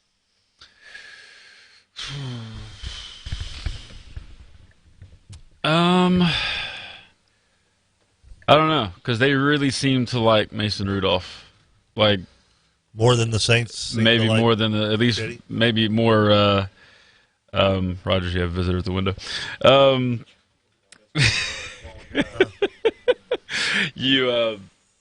don't know how to. No. Other than like just we can't drop see it. her. Yeah, right. Yeah. I don't know what to do with my hands. I just act like we can't see her. Right. Because they don't know if the window's tinted or not. And so we'll just kind of keep doing our hand gestures like this. Yeah, right. No, we can't really see anything. And then when she does come in, we'll just make sure we lower the curtain all the way. Yes. Because this is very awkward. It's super awkward. Yes. Yeah. It's not as if we're trying to do a radio show. This person thinks that we're just sitting in an office. So Mason Rudolph. Stereo, I like that. Yeah. They seem to like Rudolph a whole lot. What did the lineman said? Like something like not much of a drop off. Yeah, like that was which I thought was kind of an odd thing to say about a quarterback who's been there for 2 decades. But taking you to 2 Super Bowls, one not necessarily, 3 Super Bowls, right? Yes, because they lost to the Packers Yeah. and the league handed them the other 2. Yeah. So JRNG money find offense at that statement. What was I going to say? Oh, so every kid that came into class yesterday who's a Saints fan was like just devastated, Just right. Devastated. Right. And the more I thought about it, I was like, let's see what happens. This is not an ideal opponent or location for Bridgewater's first start, but, let's see what happens. Give him a week of practice. Like you said yesterday, I think it was you, they're going to have to change what they do. Right. They'll start tailoring a game plan more to what Teddy Bridgewater does rather than he was playing with Drew Brees' game plan on Sunday. Get the ball out of design ways to get the ball out of his hands faster. I believe that this is why Jared Cook may very well show I was going to say this needs to be his week to make an appearance. And I think that's also why Vance McDonald could also be quite an interesting I do too. cog for the Steelers coming up. Because when Rudolph came in the second half, he was looking for him every time. Right. I mean, it was clear and obvious. Yeah. It makes so much sense if you think about it because he's typically got a linebacker covering the tight end. Right. And there's usually the routes are 5 to 7 yards off the line of scrimmage. And so that's 2 seconds after the ball is snapped, you are going to be able to get this taken care of. So, yeah, it seems like Mason Rudolph is kind of an interesting guy because he certainly fills the bill more of possible quarterback of the future for the franchise more than Teddy Bridgewater does being the face of the Saints franchise for the next 8 to 10 years. You could see Mason Rudolph maybe being that guy. Right. How old is Mason Rudolph?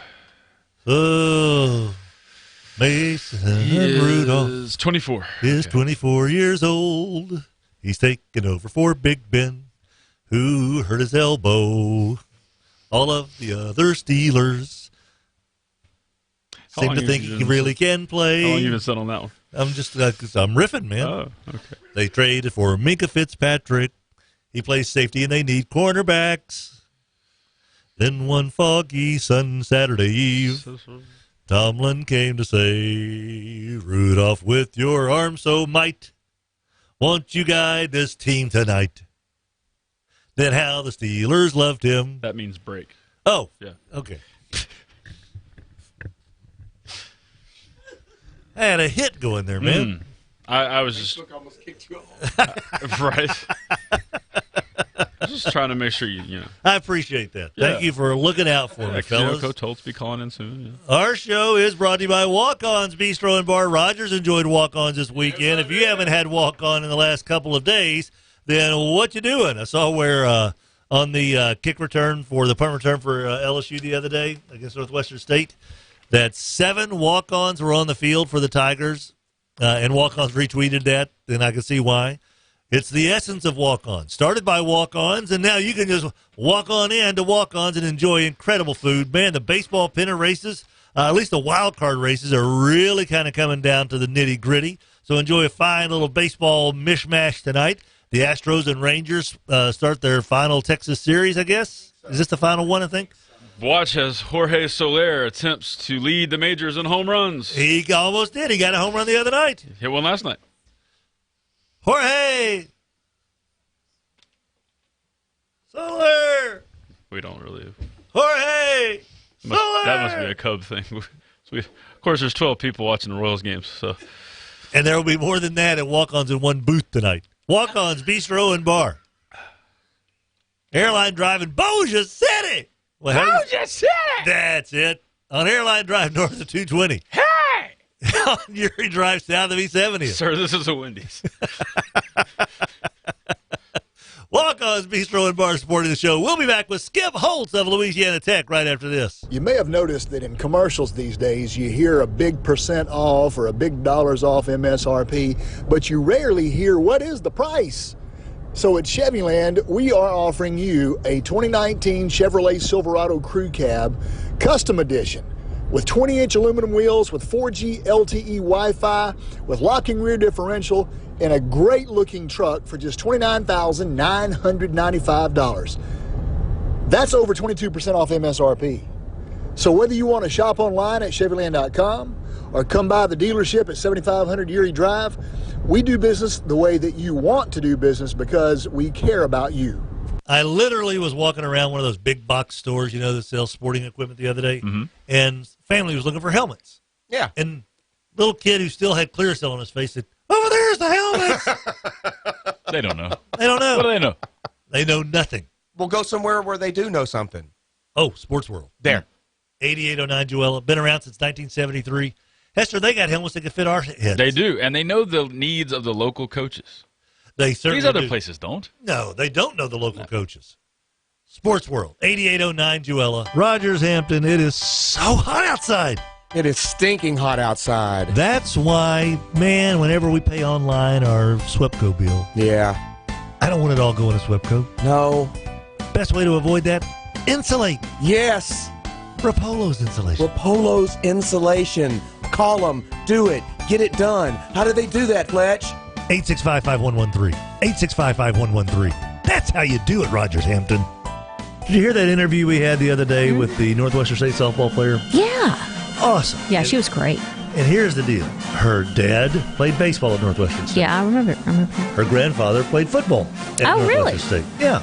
So it's been a family tradition to go to NSU. Yeah, long lineage. You know, my mother was a demon. I know that. And now my nephew is a demon. It's just something like families do. Northwestern State University. It's your family's university in Natchitoches. Don't put your life on the line when you dig. Do what the pros do. Respect the marks.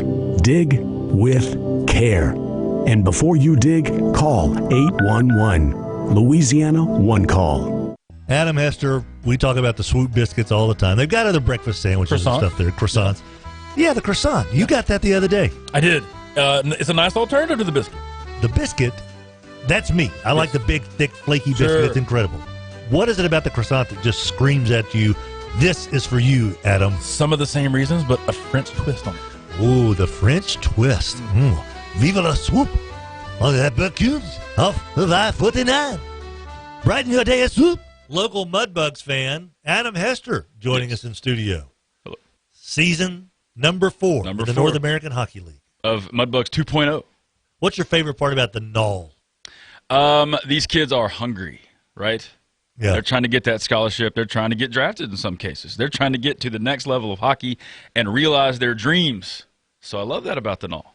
Gonna eat Mudbugs hockey. Get hungry. Where Shreveport and Bossier come for LSU sports. 11:30, The Tiger.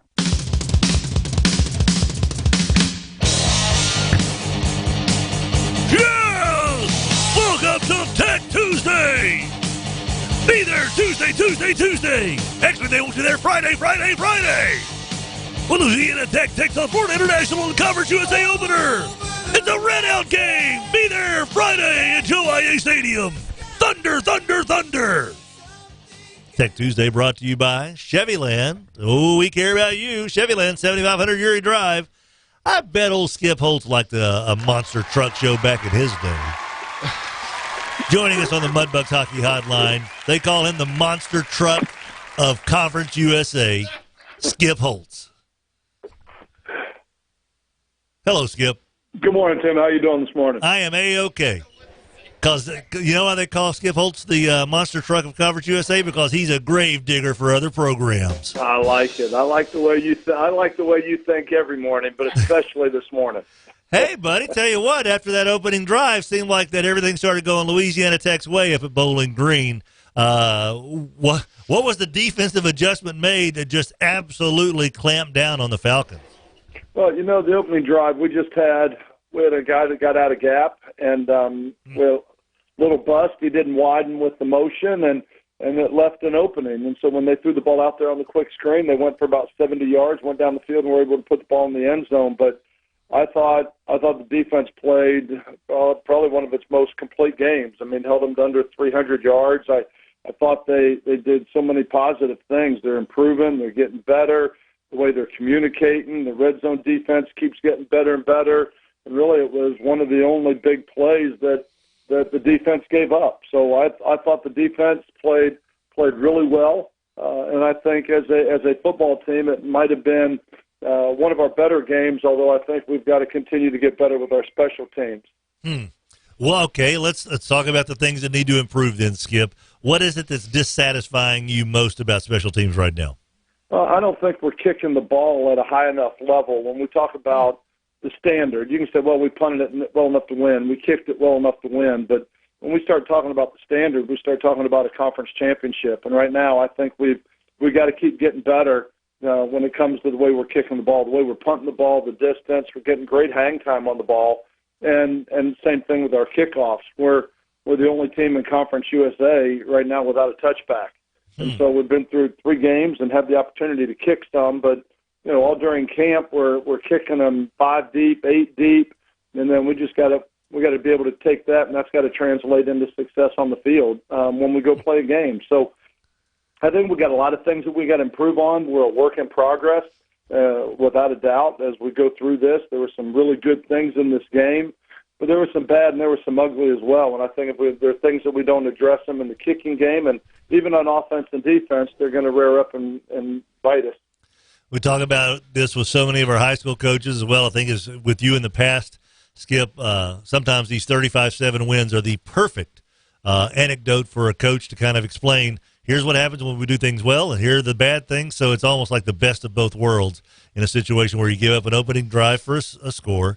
You have some problems with special teams, but you end up winning by 4 touchdowns. So you get all the benefits of the win and all the teaching lessons of a loss. So it's kind of a do-everything kind of a situation for you. Skip, all right, let me ask this might seem like a dumb question. All right, so you're in practice, and during camp, as you say, the kickoffs are going 5 and 8 yards deep. Is it something as simple as, hey, man, have we checked the inflation of the footballs on game day? Are we kicking balls that are in practice that are inflated a pound less, a pound more? Is it something that simple, or is it just something that you haven't quite been able to put your finger on? And sometimes it can be. Kicking takes a toll on its football. So most of the time, your kicking balls have been beat up more than the rest of them, taking the pounding that they take. So over time, that's got to be part of it, without a doubt. But you don't have a kicking ball on game day. I mean, it's got to be one of the game balls, and the officials check the inflation, so they all have to be to their 13 pounds of pressure.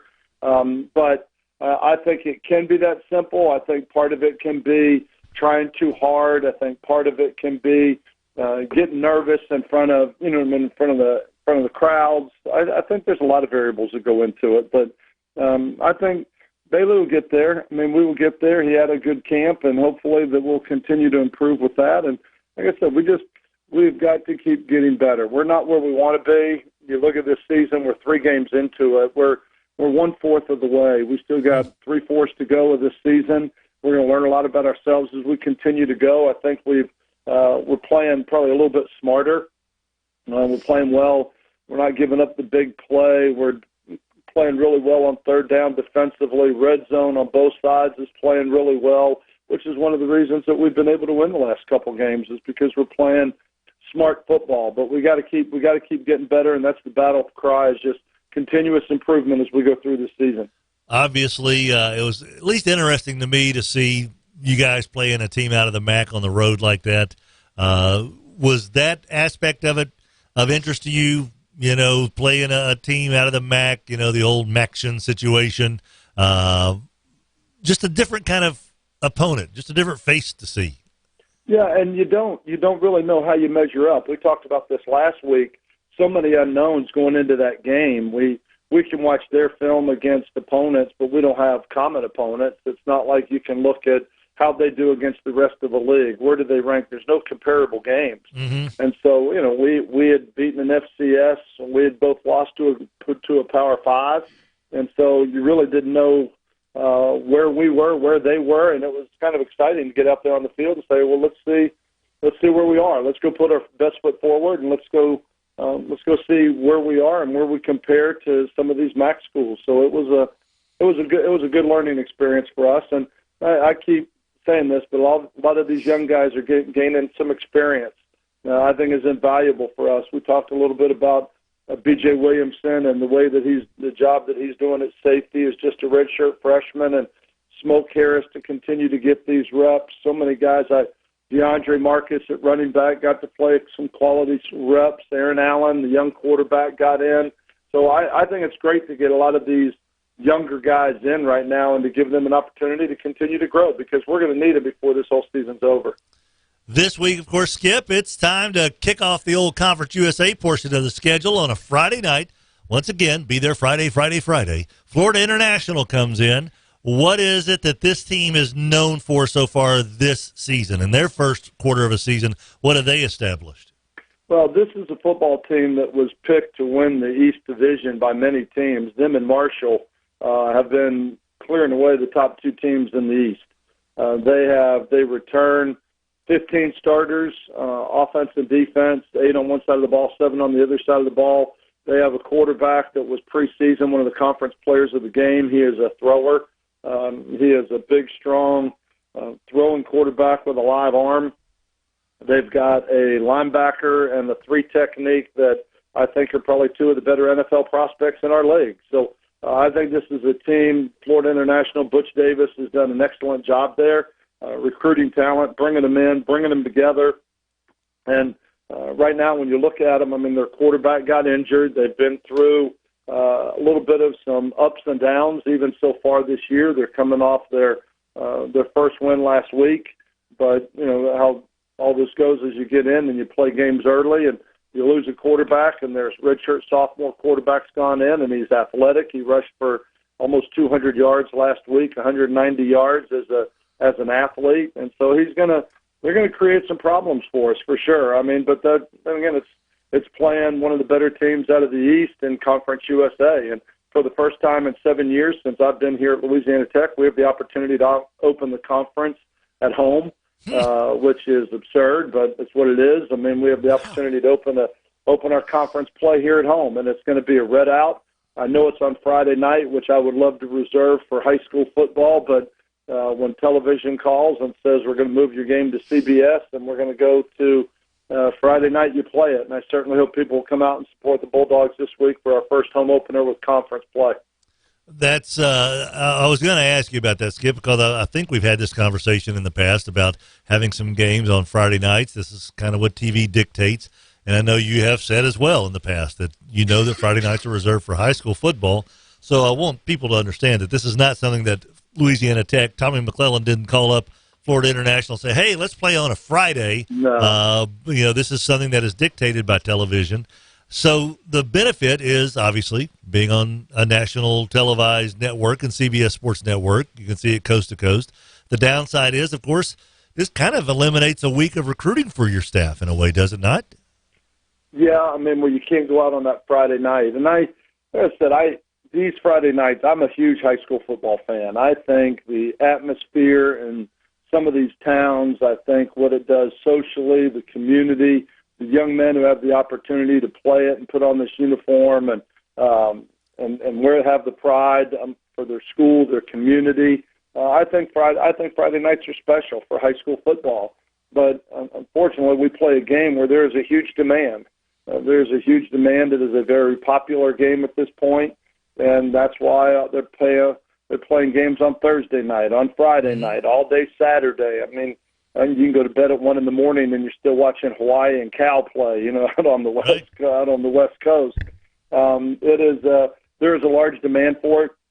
I'm honored anytime we're selected to be put on television. I think it's a phenomenal opportunity for us to showcase our university, not just our athletic department, not just our football program, but it's an opportunity for all the great things that are going on in Ruston right now with the job that our mayor is doing and building the community here in Ruston, the incredible job that Dr. Geis is doing and the way the university has grown and the new buildings and the growth. And anytime there's growth, there's excitement and there's energy. To see the student population and the way that it has exploded and gone up almost 5,000 students in the last 5 years. I just think there's a lot of positive things that we have the opportunity to showcase on a Friday night in a football game. And so when they tell us, I mean, because again, it's we want you to play on Friday night and you have to go play. I mean, it's not ideal. It's certainly not my first choice. But when television says that's where we're going to play, that's where the conference moves us. So we're excited to have the opportunity to play on national television for sure. And I guess just to circle around, were you a monster truck fan growing up? Is that something that Lou would say, hey, Skip, hop in the truck, let's go watch the monster trucks at Barton Coliseum in Little Rock? No, that was never part of the weekend plans. First of all, he never had a truck to jump into. I mean, so we couldn't jump into a truck and drive anywhere. But growing up in Arkansas, I mean, I had an awful lot of friends that were definitely into it for sure. Have you noticed? I know you're getting ready to do Dietrich's show. We've got Lou Holtz doll here on our set. Have you noticed that Dan Patrick has the exact same Lou Holtz doll on his set? I have, and absolutely love it. That's a classic. I mean, that's so awesome. That is a classic. The Lou Holtz doll. Not too many sons have a doll of their father floating around the country. It's pretty cool. I agree. It's pretty cool. But tell you, if we're going to sport them, though, I think maybe we may need a fashion update. When you look at the red checkered pants and everything, we may need to fashion update the clothing. He's got some pretty sweet Elton John sunglasses on. Oh, there's no doubt. Skip, best of luck on Friday. Once again, it's a red-out day at Joe IEA Stadium, Friday night, taking on Florida International. It's the first conference opener in Skip's tenure where they get to play at the Joe for a home opener in conference play, which is just kind of wild to think about. Well, best of luck on Friday, Skip. Always enjoy our visits, sir. Look forward to it. Thank you very much. Talk to you next week. See you later. 7:44 the time. I like what Lou's wearing in his thing here. Got the red sweater, V-neck sweater over the white collared shirt. Yeah. The white shoes.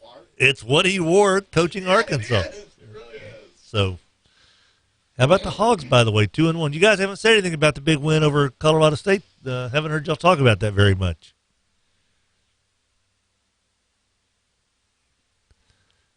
I think Adam and Roger's mics both are broken. So that's a game that was tied in the third quarter, and then the quarterback got hurt for the other team. And some say it was a dirty shot. I mean, Come on. Some do say that. Where else are you supposed to hit a quarterback at the knee? On the knee or below the knee? Going in low, he should hop. Oh. He should know what's, see? Even Siri. Hey, Siri, chill hop. How does that just occasionally I don't happen? know. That's so strange. Because China wants us to get some information from us. China. 7:46 is the time. Tim Fletcher Show, 11:30 The Tiger. Cruising on through this Tuesday. We've had 2 different people knocking on our window this morning. I just sent them a text to the folks in Kiel. Yeah. Yeah, that was the same person. Oh, it was the same person? Yeah, same person. She drove away. Yeah, she sat in the car, and now the car is over here. Yeah, right. So I just told the folks at Kiel, hey, when you have guests, it's kind of annoying that they're tapping on our window. And we have to pretend we don't see them. We have to pretend we don't see them. So could you please just kind of let them know to text you? Sometimes they just jump in the window out of nowhere. Yes.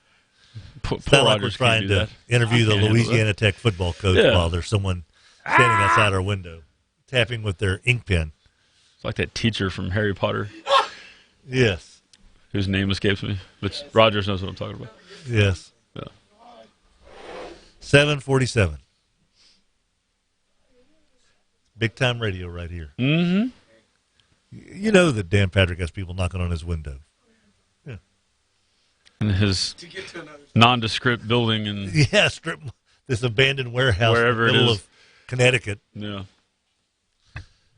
All right, kids. Tim Fletcher Show, 11:30 The Tiger, brought to you by Cantina Laredo, the CL on the DL. Games at Lee Hedges Stadium on Friday nights. Well, Mesmer Stadium Friday night. That to me just screams, hey, let's go to Cantina Laredo before the game. Hey, after the game, let's meet up at Cantina Laredo. It's perfect. It is absolutely perfect for Friday nights. Before and or after the high school football games, Cantina Laredo. Celebrate or get ready for your big high school matchup, parents, by going to Cantina Laredo and the shops at Bell Mead on Uri Drive. They're already supporting your high school with yearbook ads, football program ads. They do it all. Cantina Laredo and the shops at Bell Mead on Uri Drive. 7:48 the time. When we come back, Stephen Jeter, head coach of those Loyola Flyers, joins us right after this. 11:30 The Tiger, your home for LSU sports, powered by Jack Spring Electric. You may not notice it's a protein bar. Dark chocolate and crunchy peanuts will do that. Plus, they'll get your family moving again. Don't stop moving. Don't stop moving. Nately peanut butter dark chocolate protein bars. The Pro Appreciation event is happening now at the Home Depot. Right now, if you're a pro, you'll save even more on the products you use most, and Pro Extra members get extra 25% off 5-gallon buckets of Bear Pro and PPG Ultra Hide Zero Paint. So stop by your local Home Depot. This week, if you're a pro, there's a lot in store for you.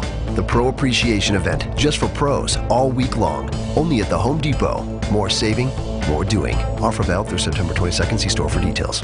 Robert J. Wright here to tell you about one of my favorite lunch spots in town. Now, I'm talking about the grill at Quirby's Golf Course. And I say lunch spot, but it's really great anytime. Open up early, 7 in the morning for breakfast. The most amazing specials, and I'll bet you there's not a better burger anywhere. And let me add that the 19th hole at Quirby's Grill is very generous. Stop by, try it out for yourself. You definitely will see me, Robert J. Wright there. Open 6 days a week, every day but Tuesday. The Grill at Quirby's Golf Course. When you fire up a John Deere 1 Series tractor, you can participating John Deere dealer. Nothing runs like a Deere. Run with us. Search John Deere 1 Series for more. 0% annual percentage rate. For additional cost information, please call toll-free 855-633. In hotels and resorts, our entire reason for being is your well-being, which is why our wellness offerings are I'm doing all right. So giving up a safety and a bad snap that puts Still High Charter inside the 5. Got to separate those two guys. Yeah, there's a song for that. I believe the name of the song is "Gotta Keep Them Separated." Magnolia Charter, a team that's obviously struggling, kind of still learning the game. Some of these kids How do you approach this week? I know that the coaching speak would be it's just any other game, one day at a time, but it's different, isn't it? Because you're facing a team that really does. They're struggling right now because they don't know the game of football as well as a lot of other teams do, for instance. Yes, but they do have a few athletes over there, and Coach Andy does a good job. And my kids kind of make fun of me because my team rule is pretty simple. It's don't be that guy. Don't be the guy that goes in the classroom and screws up. Don't be the guy that just don't be that guy. And so my message to the team was, we don't want to be that team. We don't want to be that team that gives Magnolia Charter their first win. We don't want to give up our first touchdown versus Magnolia Charter defensively. There's a lot of things that we've got to focus on. It's not just that, but it's also getting ready. We're always talking about, it's not about week 1, about week 2. It's about week 11. It's about, because we want to win a playoff game. That's one of our main goals this year. And so, you can't take this week off and expect to be ready in week 11. So it's not just about who we're playing this week. It's about getting ready for the future. So. Seemed like that the offense turned a little bit of a corner last week. Was that the opponent? Was it the defense setting the offense up? A combination of everything that helps a high school football team get better, or what? I think they just continually are starting to get better. We had I thought that was a touchdown that was, the officials ruled it a fumble. I thought we crossed the plane and the ground caused a fumble. Then we dropped a touchdown pass on the second series, where we could have got up a 14-0 pretty early. We were doing a few things, got stalled on a few drives because of penalties. But I think it's just, a combination of all, but our, offense is just getting more and more reps. Those guys are just getting, getting more mature as each Friday goes along. And so this is another Friday for us to grow offensively. Stephen Jeter, Loyola Flyers head coach, joining us, and it seems like that the running game, now correct me if I'm wrong, but it seemed like that the running game is kind of coming into shape. Are you starting to kind of get a pretty good feel on who you can count on, how much you can count on them, whether it's your offensive linemen, whether it's the play calling, whether it's the way that the running backs are hitting the holes, the timing aspect? Are all of those things kind of coming together after 2 weeks? Yeah, we knew that was the run game was going to be the strength of our offense coming in. For one, our O-line is the most experienced group. They're a pretty talented group. Reese Ebarb, we knew who he was going to be, which is a physical, hard runner. He's not going to go down on first contact. He had several great runs Friday night, and we ended up pulling him early in the third quarter. But he is a great high school running back, and he is fun to watch, and he will punish you every time we give him the rock. And that is the strength of our offense. Now we have to continue to develop our passing game, or people are going to continue to load the box against our run game, and that's what Delhi Charter ended up trying to do late in the second half, was put extra guys in the box, and then we were able to throw a few touchdowns over the top. But and then that's what we're going to have to do is when they do that to try to take our run game away, Jacob and our receivers are going to have to make plays. How patient are you right now with your quarterback as he gets a little bit better, a little bit more responsibility? It takes a lot of patience for a coach, especially after the quarterback you've had the previous 2 seasons. 3 seasons, actually. I try to wake up every morning and tell myself to be very patient with them. But once we get into practice, sometimes, I'm not as patient that I should be. But I try to be, especially on Friday nights. Monday through Thursday, I'm extremely tough on him, and because I'm trying to get him ready for the pace of the game and getting ready for the game on Friday. Friday night mistakes, I try to love on him a little bit more, coach him up a little bit more. That way, he's not worried about that last mistake. He's going out there to get better. But Monday through Thursday, I'm pretty tough on him. Has that changed over the years as far as your approach to, the amount of peel the paint off the locker room walls compared to the number of side hugs that you give the kids? Have you always kind of had a pretty set way of, okay, this is the way I'm going to deal with kids? Some kids are going to need tough love. Some are going to need like the real encouragement type thing. How much has that evolved over time for you as a coach? Really not that much. Early on, I took a few leadership classes, and I learned that you can't treat every person, every kid the same way. And I always try to develop those relationships with my kids, especially my quarterbacks, because that's who I deal with, all the time, and figure out, what really gets them going. And I can't, I treat Jacob Lafitte different than I treated Jacob Allen, and I treated Matt Norton a little bit different than I treated both of those guys, but got great results out of all three of them, and they just respond differently to different things. But every now and then I still become me, and I still get a little loud with them and get a little rough, but and all three of them would respond to that in some cases, but they don't respond to it well all the time. I've asked a lot of coaches this, Jeter. I'm not sure if I've asked you this yet, but as far as last night, I'm on Twitter, and one of the guys I follow on Twitter does a lot of evaluation of the Cowboys, breaks down like the end zone shots, the behind the line of scrimmage, and also the camera with them coming towards the camera. And he was breaking down one play in particular, the Cowboys-Redskins game, and he says, man, I wish if there was some way Kellen Moore could get this instituted in the Dallas Cowboys offensive game plan, it would be awesome. And I watched the play like 25 times, and it was phenomenal. It was a fake jet sweep to the right that the Redskins ran, and then the quarterback fakes a pitch to the left and then still hands to a second guy coming through on like a second wave of a jet sweep. So it was almost like a delayed jet sweep. It had the entire motion of the jet sweep with the wide receiver coming behind the quarterback, fakes the handoff there, fakes a pitch to the left of the running back, takes a step back and hands it off on the inside to another running back or to the inside wide receiver coming through, half a second after the first jet sweep running back came through. And it ended up gaining 17 yards to the outside. And I went, that's genius. And I thought to myself, I said, okay, this is one of those plays that if I ran a jet sweep in high school and I was a coach, I am trying to figure out a way to get this done.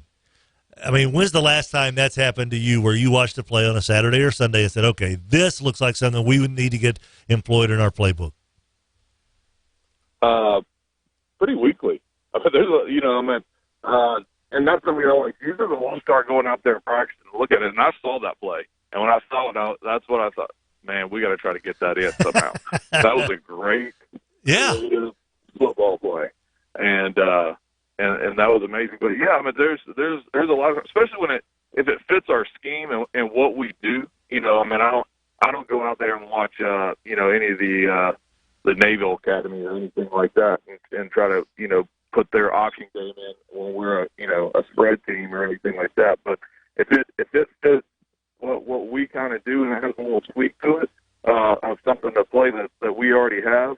Yeah, there's football coaches are always stealing ideas like that, and don't let them. If they say they're not, they're lying to you. So we're always stealing from each other, and we do it weekly I do it weekly on film when I see great offensive plays from opponents or stuff like that. If it works, if it's a great football play, we need to put it in.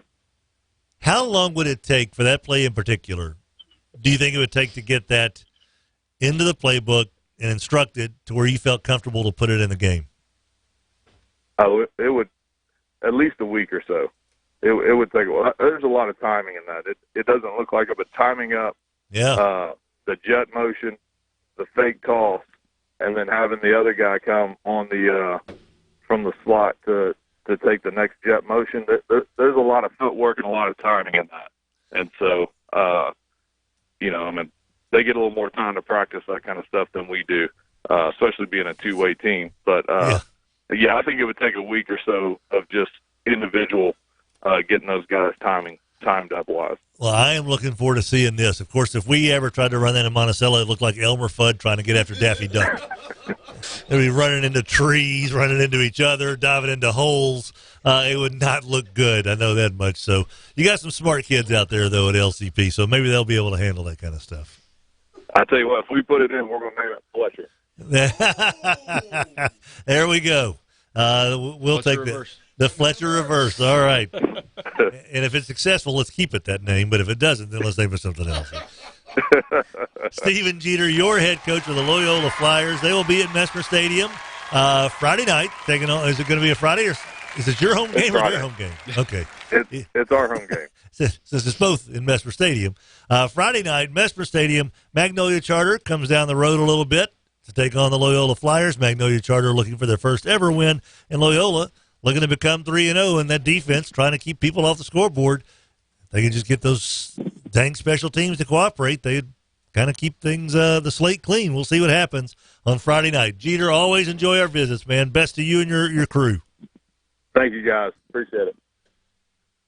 Look at that. Got a play named after me. Congratulations. Thank you. It does. Doesn't feel quite as good as being the Shreveport City paper football champion. But it still feels pretty good. You're not embarrassed by that? You keep holding that up. You want to hold it? No, I don't. Kind of like the Stanley Cup. If you don't win it, you don't want to touch it. I didn't want. I didn't want to play this year. You sort of guilted me into playing, and Roger's hands were full. Maybe I should go the Super Dave route next year. And yeah, you always have something in your hand. Yeah. Speaking of, you say "ow" every time you turn. I am not feeling good. I am not feeling good at all. I want to get but I don't have health insurance, so I can't just go get an X-ray willy nilly because it's going to be $100. And I want to have to spend $100 on an X-ray for no reason other than to show you guys what my backbone looks like. Because it looks like, if you look at the top of my neck, what is it called, the vertebra? Yeah, close enough. Where it goes into your cerebellum or whatever it is back here, your cerebrum, your head. Yeah, the head. If you took a candle on both sides of my spine and just let the wax drip down, and it kind of connected up, that's what my backbone looks like, with all the bones are growing together in my spine, and it starts at the very tip top and starts at the bottom, and it kind of goes this way to where I'm eventually going to be completely immobile. Yes. So, but it hurts like a mother when I jar my neck, and so like an idiot running around on a flag football field. Yes. It seems to have aggravated the arthritis that has already set in at the top of my spine and at the base of my spine. Yeah, I would have didn't think about that. Cause I was just worried about the shoulder, so I sprayed the cold stuff all over it. I basically did a Chilling Hill thing, and so I asked Brock Berlin, who was out there, and I said, "Hey, man, just a little advice here." He said, "I don't really smell this bad. This is this menthol stuff I sprayed on here." And he goes, "You went cold before the hot?" He goes, "Yeah." I said, "Oh, man." So you need to do the hot before you play, the cold after. I went, "Oh, geez. Now you tell me, Brock." So I did the cold when I should have done the hot and did the cold afterward, which is why you go to Chilling Hill after, not before. You zigged when you should have zagged. I zigged when I should have zagged. Yeah. Two things here. So first of all, and as I'm speaking, I forgot the second one. But literally. Oh, no, that's been going on for years. There's something in this room. So, yeah, I realize it's not maybe the same type of machinery, but I feel like maybe Adam and Jana Cormier can get the X-ray that they have, and maybe just elongate, figure something out. Maybe look, I don't have. Can you take a wide shot of my tooth? Oh, I know. If you went to the doctor, all they're going to tell you, well, you could lose a little weight. It's like that when you call the cable people, it's like they tell you to unplug the thing. It's like, thanks, doc. Yeah, I knew that, but I really. Until you get a better job. yeah, they're gonna. Yeah, right. That's once you get a job with health insurance, I'll tell you what. Why don't you? Have you thought about growing up? Yeah, right. The check for $12. I got another $15 check going out this month. There you go. Like grandma. Keep building. Keep buying billboards. I got my $15 check coming your way. 8:08 the time. Before we take a timeout, Bayou Bellway's Trash Text Line, Adam. We got a few of those. Let's see. $15. We could put another magazine ad, I think, in. Super Dave says, I got to hoist an adult beverage with the legendary Rogers Hampton. That's better than a paper football championship trophy. I wouldn't go that far. I love Rogers, don't get me wrong, but I'm a champion. He was Bud champion. Yeah. He was champion until that first round pick of the Texans came around. He started this week. He did, and then he got hurt. Ping Pong wants to know who won Liv Moss last week. Who did it? Northwood. I'll go back and look. We got to do that. Yes. Oh, the Survivor. Oh, yeah. And we got to see who's living on the edge. Jimmy V. I will not be winning the Living on the Edge thing ever because I am picking against the Dolphins. I'm taking the Cowboys this week. Every I'll week. tell you that right now. Yeah, I'm picking against the Dolphins every week. Yes, I am taking the Cowboys. I don't know why anybody else wouldn't do that. I am going Dallas. Except for maybe when they play the Jets. Like, maybe I'll not pick the Dolphins game that week. Oh, come on. Roll it. It's the Luke Falk, Josh Rosen game. That would be. What an advert for the NFL. Yeah, no lie. Well, speaking of adverts, how about the Thursday night matchup? Who is it, the Jaguars and Titans? Yeah. Ooh. Well, at least I'll watch Gardner Minshew. I'll watch Minshew. Yeah, I'll watch Minshew. All right, Bayou Bellway's Trash Text. Anything else we need to get to right now? 717. Mike Sewell said, "Kiss meets the Phantom," with smiley emojis. We didn't play. Did we play a Kiss song? Yeah, we did. Okay. I thought you did. No, not this morning. Oh, you were doing the. The voice. Yeah. Oh, that's right. That's right. You just said it. And Kiss Meets the Phantom was their late 70s made-for-TV NBC movie. Yes. Yeah. And we actually brought that up on Patrick's show yesterday. That came into it. That I had missed one of my, let's see, I think it was 78, so I was 14. So Saturday night, it was those spin the bottle parties. Ooh. Oh, hello. But I didn't go to one on a Saturday night, which was a big deal because Kiss Meets the Phantom was on NBC. Hey, now. I mean, I knew I was going to make up for it the next week. I could spin that bottle just right to that sweet little Kim girl. Oh, Kim again? Oh. Okay. All right, go behind the wall. Yeah, Kiss Meets the Phantom of the Park. You don't mess with Dr. Devereaux. Draco, Michael Gallup out 4 weeks, he says. Yeah, torn meniscus. Yeah. Which, boy, that seems like that's more than a 4-week injury. I was going to say, That's being pretty. they're modern medicine these days. Yeah. He's back. Yeah. He's left up. Goes out there, his knees like this big from everything they shot up into it.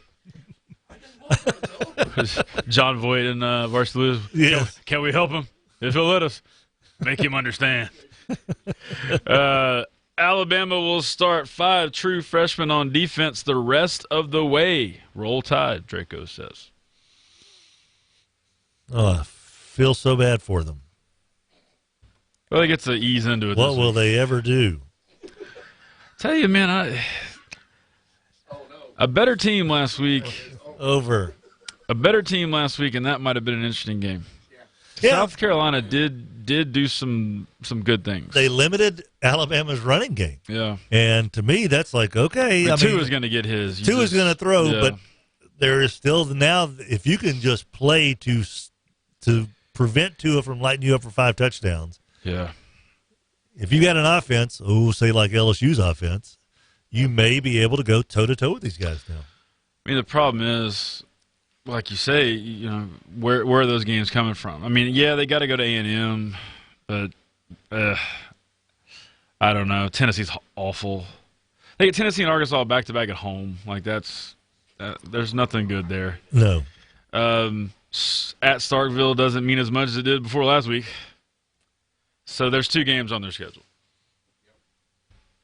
Pretty much. And they're playing an elite defense on the road last game of the season. We know how that has gone in the past sometimes, but Auburn, I don't know what they got on offense, though.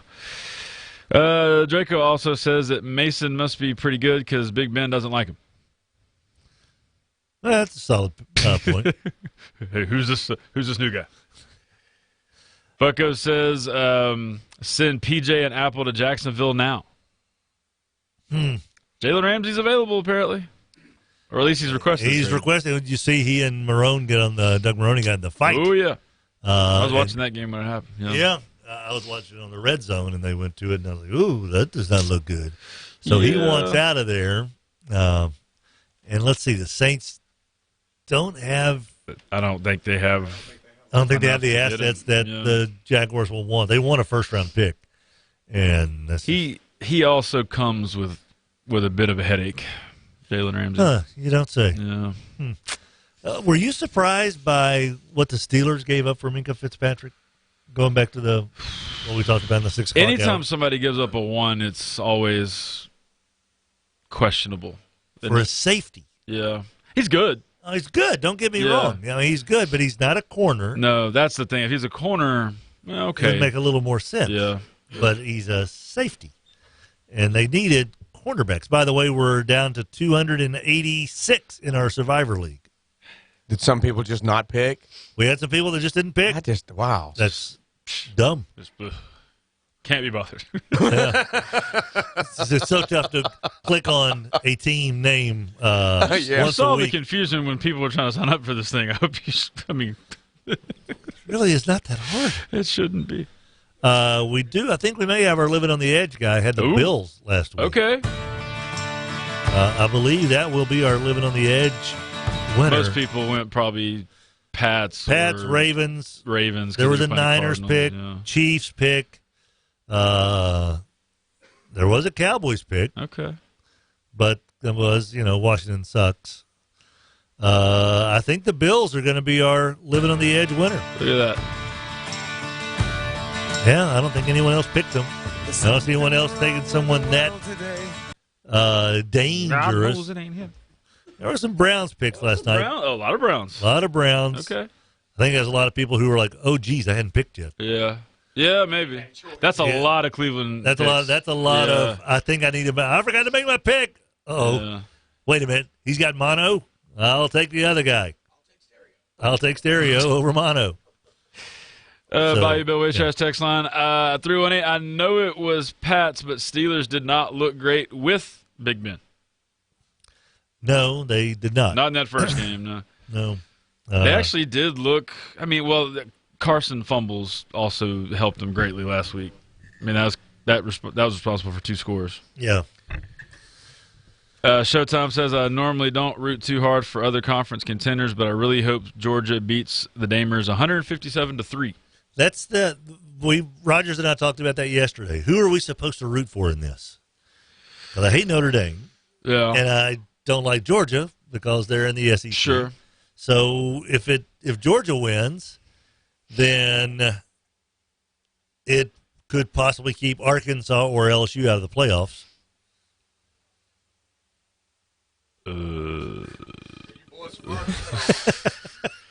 Little Rock's a fine town. Yeah. And if Notre Dame wins, then they've got their marquee win. Sure. They're going to keep somebody out of the playoffs. But if they beat Georgia, that may knock Georgia out of contention for a spot for LSU, for instance. Right. So I don't really know who to root for here. I don't have the same ill will towards Notre Dame that y'all have because I didn't grow up during that time. Yeah. I don't love them or anything. I like Brian Kelly, but yeah, he's a jackass. Okay, I met him. He was very nice. But anyway. Haley says it's like me when Bama and Ole Miss play the football game from The Dark Knight Rises, where the field falls in on itself.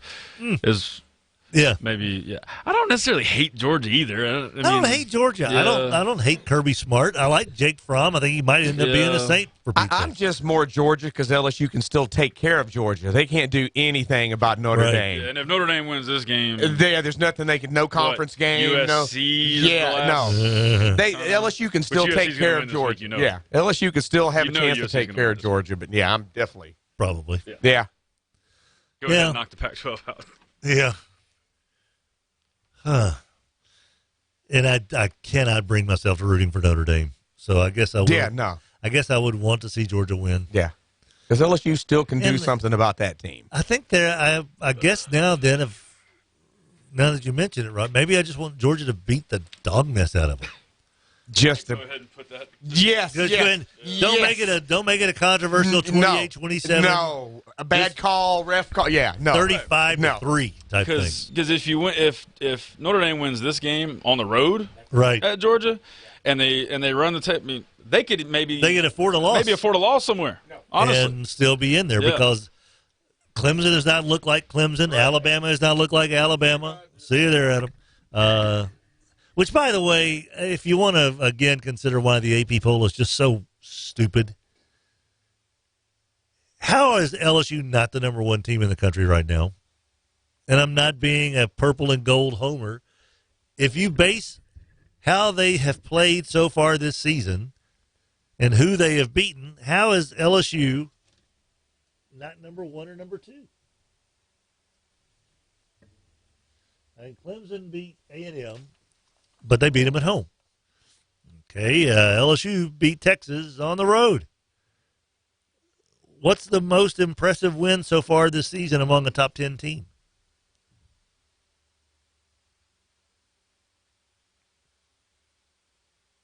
Isn't it LSU beating Texas? So if you're trying to rank teams based on how they have performed this year, how is LSU not number one team in the country?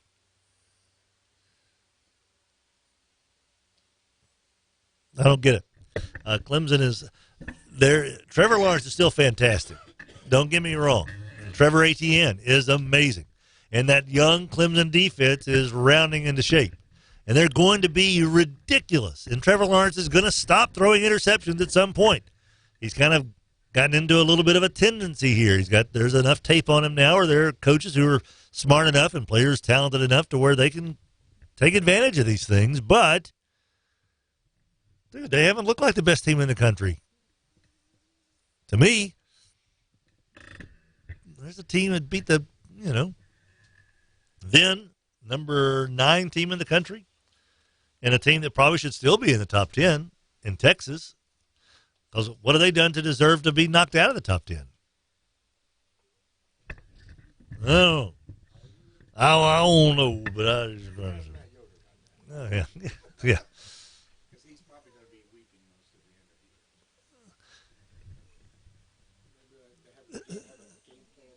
Yeah, no lie. I mean, I just got a feeling every time we mention Drew of the Saints that you're going to hear, do that. So let's just maybe have some college talk ready, maybe even see how his Columbus crew are doing up there. Just maybe have a game plan, because I just don't know how fragile he's going to be, because we like him that much. I just don't want to send him into some kind of shock. I like that. There may just be a point where it just goes silent, and he freezes up. Hey, how about those Buckeyes? Oh, hey, Tim. I'm not looking forward to this. He's going to be so upset.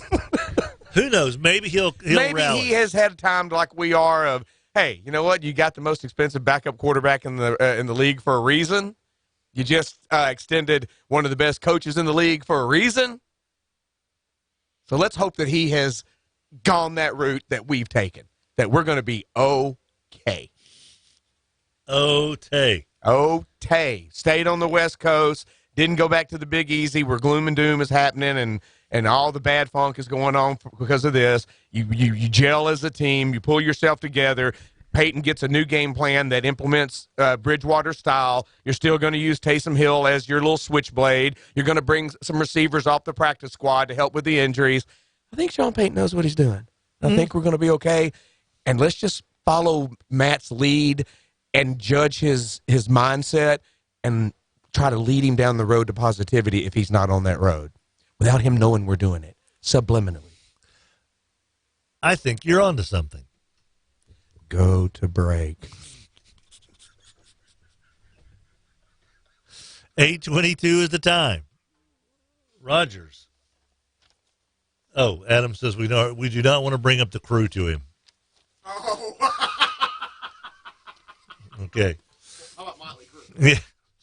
Bayou Bell Waste, the nice guys who love talking trash, who are bringing you $1,000 to the winner of our Bayou Bell Waste Survivor picks. I know that I just got a text from one of our wonderful, fine folks here who listen to the show. Hey, could you send me that Survivor link again? Well, if you didn't make a pick last week, if you didn't get in your picks last week, you're out. You know, it's a week to week to week. It's not our rules. It's the NFL.com rules, man. So if you did not make your pick last week, you are done. Which I hate it for you, but I like it for me and Rogers and Adam because that's three. You're one more person we don't have to worry about. I want to win $1,000. I don't know about you, but might give me an X-ray.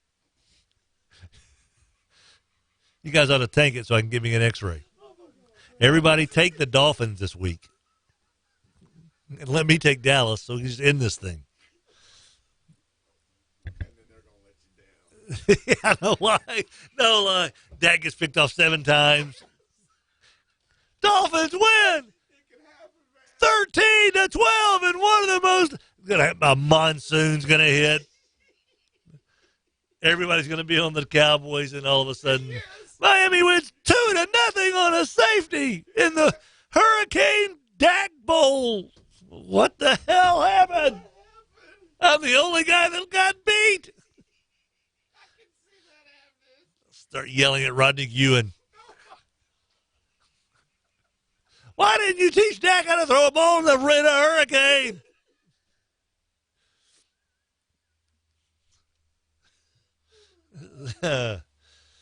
Kachu says, my son Sunday evening said, I'm sorry you lost in Survivor. I know how much it meant to you to go so far last year. Oh, man. Yeah.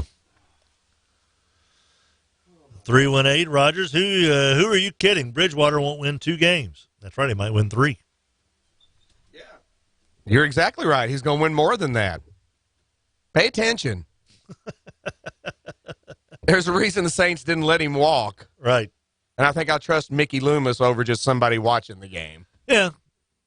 Now that he has full-time focus on the Saints and not the Pelicans, that now the Pelicans are taken care of with their coach and GM, and they got their thing going, we're back to the triumvirate of Loomis, Peyton, and Drew. And don't forget, Drew's not suspended. Right. He's not going to be away from the team. He's going to be right there on the stinking sideline giving Teddy advice, and here's what to do. And who else would you rather have better to help you understand an offense than the guy who has created it? Remember how he's Drew not used suspended. He can't. Oh, he's got to stay away. No, he don't. He's going to be there with a cast on his thumb and that little iPad thing going, look, look, look, look, look. Remember how Drew used to talk about, how valuable Luke was, how valuable absolutely. Chase was? Yeah. Well, now he's Luke and Chase. But 100 times better. So when Teddy Bridgewater comes off the field and says, I didn't see that so-and-so, or Drew this week as he's preparing, helping Teddy Bridgewater prepare for the Seahawks, is going to be able to say, hey, I know these guys. Yeah. When you see this is what's going to happen. Yeah. I've been on the field against these guys, 4 times they played the Seahawks probably? Oh, they're going to nickname Drew E.F. Hutton because everybody's going to stop and listen, buddy. Yeah, buddy. Yeah, boy, whoop, whoop. And he's not going to win 2 games. He's going to win way more than that. That's right, man. Got to have faith. That's right. And again, he's not banned from the team. He's not in trouble. With a body like you, got to have faith. That Cormier Family Dentistry can take care of your molars and your bicuspids with their C-Rex system and XG3D cone beam scanner. Yeah, you got to go to the dentist and get that cavity filled and get that bridge work done at Cormier Family Dentistry. Do I sound like George Michael? Kind of close? Cormier Family Dentistry on Kings, right across from, hey now, glorious, right across from Albertsons, next to Drug Emporium. It's Cormier Family Dentistry, Adam and Jenna Cormier. Adam has suggested that they expand their XG3D cone beam scanner next time I go in so I can get a back x-ray. I don't know if that's ethical, But Adam, Jen, if you're listening, if you have something to do, I really appreciate it. Cormier Family Dentistry. We'll be back on 11:30 The Tiger right after this. This Pete. I'm uptown right now. I'm on my way to the West Bank to put a twist on this thing, you heard me? Let Swoop Stores brighten your day. 109 East Burt Coons in Shreveport, 3818 Industrial Drive in Bossier City. Edge Concrete Cutting. We cut floors, ceilings, walls, slabs, bridges, and more. Edge can handle your flat sawing, electrical slab sawing, core drilling, early entry sawing, concrete demo, and removal. Edge has the experience, personnel, and equipment to handle any job, ranging from large construction projects to small concrete cuts or coring jobs. Call Edge Concrete Cutting at 925-3745. That's Edge Concrete Cutting at 925-DRILL. So your kiddo comes home from practice complaining about muscle aching, so tired. If you want that kiddo to be improving in football, band, cheerleading, dance squad, Hester, they got to get on the practice field. Yes, they do. Can't make the club in the tub. Absolutely. Get So back you out there. Get back out. How do you do it? Go to Chillin' Hill. 798-4325. You're a big fan. I'm a big fan. Yep. Imagine what it can do for teenagers. Absolutely. Get to Normatech, get in the chamber, get back out on the field today. 798-4325. Welcome to Walk-On's Bistro and Bar, where every dish starts from scratch. Fresh ingredients bring our food to life. Mouth-watering cuisine, unique flavors, and we're always more than happy to share our Southern charm and culture. A love of life, family, food, friends, fun, sports, and celebrations. Walk-Ons. It's game day with the taste of Louisiana.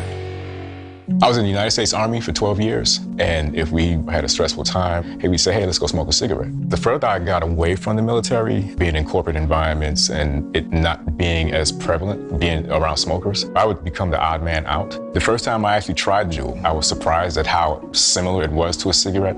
Chris made the switch in 2018. To make the switch, visit JUUL.com. Juul Labs compensated this individual for their time and expenses in providing this testimonial. Warning, this product contains nicotine. Nicotine is an addictive chemical. So you think you have unlimited data.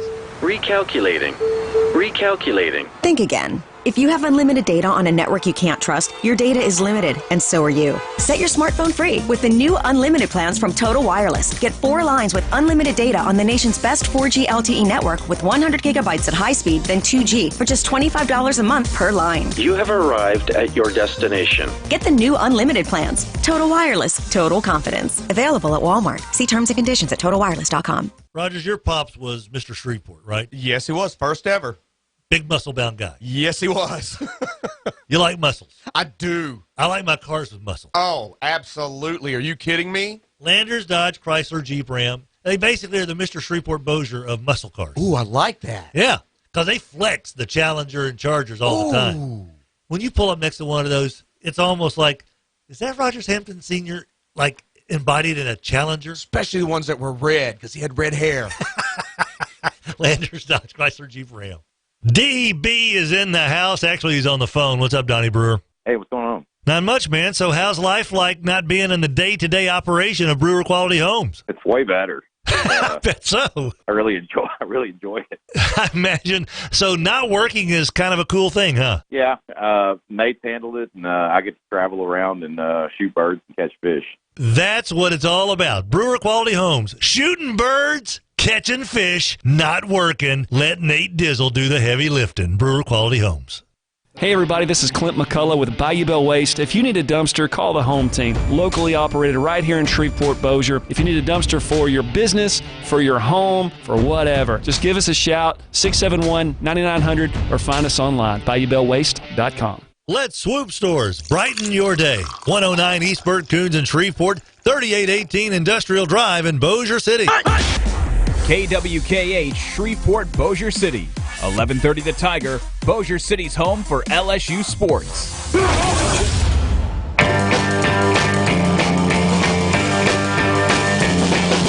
People try to put us to down. Talking about my generation. Well, welcome back, everybody. 1130 The Tiger, Tim Fletcher Show. That's me. He's Rogers Hampton Jr. It is 8:33 on a fantastic Tuesday. Reminding you that it's $2 Taco Tuesday at Jimmy V's Fajita Factory. All day long, tacos, $2.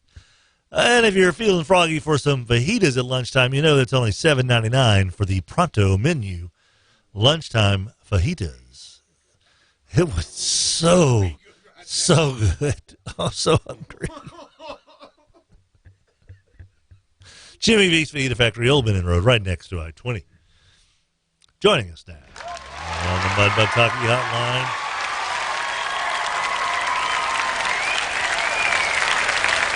From thecomeback.com, Central Ohio's biggest Saints fan. He is the ligament to our thumb, keeping our Tuesdays together. Mr. Matt Yoder. I would say good morning to you, Tim, but I don't know if there's too much to be cheerful about this morning when it comes to our beloved Saints. Well.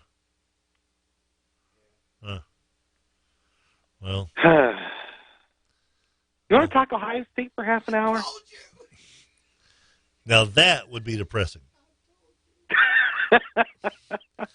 That would be big road win in Bloomington, Tim. Big road win in Bloomington. There are not a lot of teams go into Indiana and pick up a win except for, let's see, Ohio State, UConn this week, Rutgers in a couple of weeks. All right, we're not talking about Illinois here. Tim. This is Indiana. This is one state further. Hey, you can say all you want about Illinois, but Lovie Smith has a very handsome beard. That's a very Where was that beard when he was proclaiming that Rex Grossman was his quarterback? That's no lie. Maybe it would have helped back then. Or when he tanked to be able to try to draft Jameis Winston. But he didn't get him. So, couldn't quite tank enough back in those days. So there, Matt Yoder. What's your take on you've had time to kind of digest all the information from Sunday's loss to the blown call to the lack of a running game to Drew getting hurt to now Alex Anzalone's going to be on injured reserve for at least 8 weeks. There's a lot to have processed for Saints fans. So you've processed it. Now let's have you kind of lay it out there. What's your spin on everything that's occurred with the Saints over the last 3 days? It's been going through the classic 5 stages of grief. I think, you start with the denial. There's no way this could be happening. He's not hurt that bad. It'll be all right. You get the anger with the referees in there, the depression. And I think I've moved on to acceptance because here's why, Tim. Mm-hmm. I think we all knew this was going to be a pretty tough game to win. And as soon as Drew goes down, that's pretty much it. Now, if the blown call doesn't happen again, if the Saints do go up by a touchdown, who knows what happens with the momentum and everything else. But I think as soon as you insert Teddy Bridgewater into the lineup on the road against the Rams, that's just a tough game to win. But here's why I think it's going to be okay. I was expecting 10 to 12 weeks with this thumb injury, maybe the season. I mean, the defining shot for me, Tim, was seeing Drew Brees on the sidelines, not even able to pick up a football and grip it in his hand. That was just soul-crushing to see. But if he's only out 6 weeks, and let's just stick with that time frame, I think this is doable for the Saints to stay in this, because if you look at these next 6 games, at Seattle, at home to Dallas, home to Tampa Bay, at Jacksonville, which is in a mess right now, at the Bears, and home versus the Cardinals, Teddy Bridgewater, even if you go 2-4 in that stretch, Tim, let's say you get the home wins against the Bucs and the Cardinals, I think you should be able to steal another one of those, maybe at Jacksonville, maybe the Sunday night game against the Cowboys. Even if you go 3-3, you get a bye week, you make sure Drew is healthy, and then you come out of that bye week, Tim, with 4 straight games against the division. You have both Falcons games at Tampa and home to Carolina. And if you've seen the rest of the NFC South play so far this year, Tim, hasn't been very impressive. So I think even if you come through these next 6 games without Drew, 4-4, 3-5 at worst, you can easily turn this around at the bye week. Sure, maybe home field advantage is shot, but right now I think the goal of the Saints and every Saints fan is let's just get in. Let's just get into the playoffs and see what we can do from there. And I still think that is possible, even with the depressing scenes we saw on Sunday.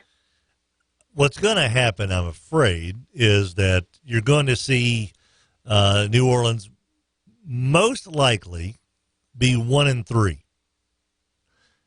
after the Sunday night game against the Cowboys next week. Not this Sunday, but next. I don't think the Saints can beat Seattle on the road. I mean, I don't think they will. I think they can. I don't think the Saints will win this Sunday, and I don't think they will beat the Cowboys in the Dome the following Sunday. Although Rogers and I have tried to convince ourselves that the elevated noise, being back home after 2 weeks on the West Coast, Drew maybe leading the chant, all that stuff goes into it. Maybe they can build some momentum and just kind of ride like their adrenaline to an upset of the Cowboys.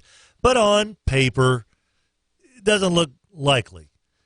At 1-3, okay, just try to transport yourself into the near future there, Matt Yoder. At 1-3, are you still buying into the trust the process with Teddy Bridgewater, or will you be screaming for, we need Brandon Whedon now? Where's Tom Savage when we need him? Or Taysom Hill needs to be the starting quarterback for the Saints? I think you're still okay at that point, Tim, because you have the stretch of those next four where you can easily go 3-1. Mm-hmm. So I think if Sean Payton's looking at this schedule, you've got a tough start. Maybe the toughest start, at least as far as the first 4 games go in the league. But then you have a lot more winnable games after that. So even if the Saints are 1-3, I'm not quite panicking yet. Now, if they slip to 1-4, 1-5, yeah, we're going to have some conversation about what the future of this team is. But here's the flip side, Tim, and I always try to be an optimist. What an opportunity for Teddy Bridgewater, and what an opportunity for this team to actually find out if he can be the quarterback of the future. He's going to have the full practice time, the full attention of Sean Payton in the offense. Let's see what he can do, because if he comes out in these next 6 games and plays very well, maybe the Saints' future quarterback is secure. If he comes out and doesn't play well and the Saints slip to a few losses, then we know probably for sure that the Saints are going to need to move in another direction to find that long-term successor for Drew Brees. So I look at this as an opportunity for Teddy Bridgewater, much like, ironically enough, and you're going to love me tying in Ohio State to this, remember when Ryan Day got to coach the Buckeyes for Urban Meyer's suspension last year and led them to an undefeated record, had that big win down at TCU in Dallas?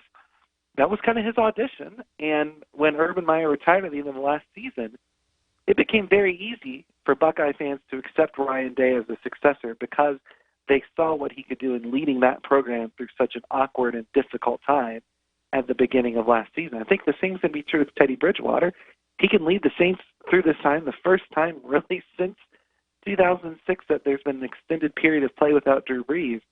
Then he should have all the faith in the world that he can be Brees' long-term successor. So really, to me, that's what this is about the next month, is Teddy Bridgewater getting an opportunity that none of us are really hoping for, because obviously we don't want to see Drew Brees go down for any length of time, but an opportunity to really show what he's made of.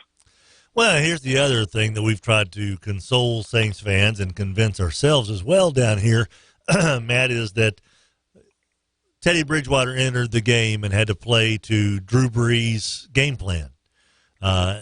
Sean Payton, Pete Carmichael will now have a Teddy Bridgewater offensive game plan for the next 6 weeks or so. And so they will accentuate plays that will be tailored more to Teddy Bridgewater's strength than they were to Drew's. And I know that there are some that say, well, why couldn't Sean Payton just change his play calling in the second half to tailor more into Teddy Bridgewater? You're talking about 11, 15, 18 guys on offense that have been going through these plays that were set to be called against the Rams with Drew Brees as the quarterback. It's a different animal when you put somebody else back there other than the guy who the plays were kind of amended for.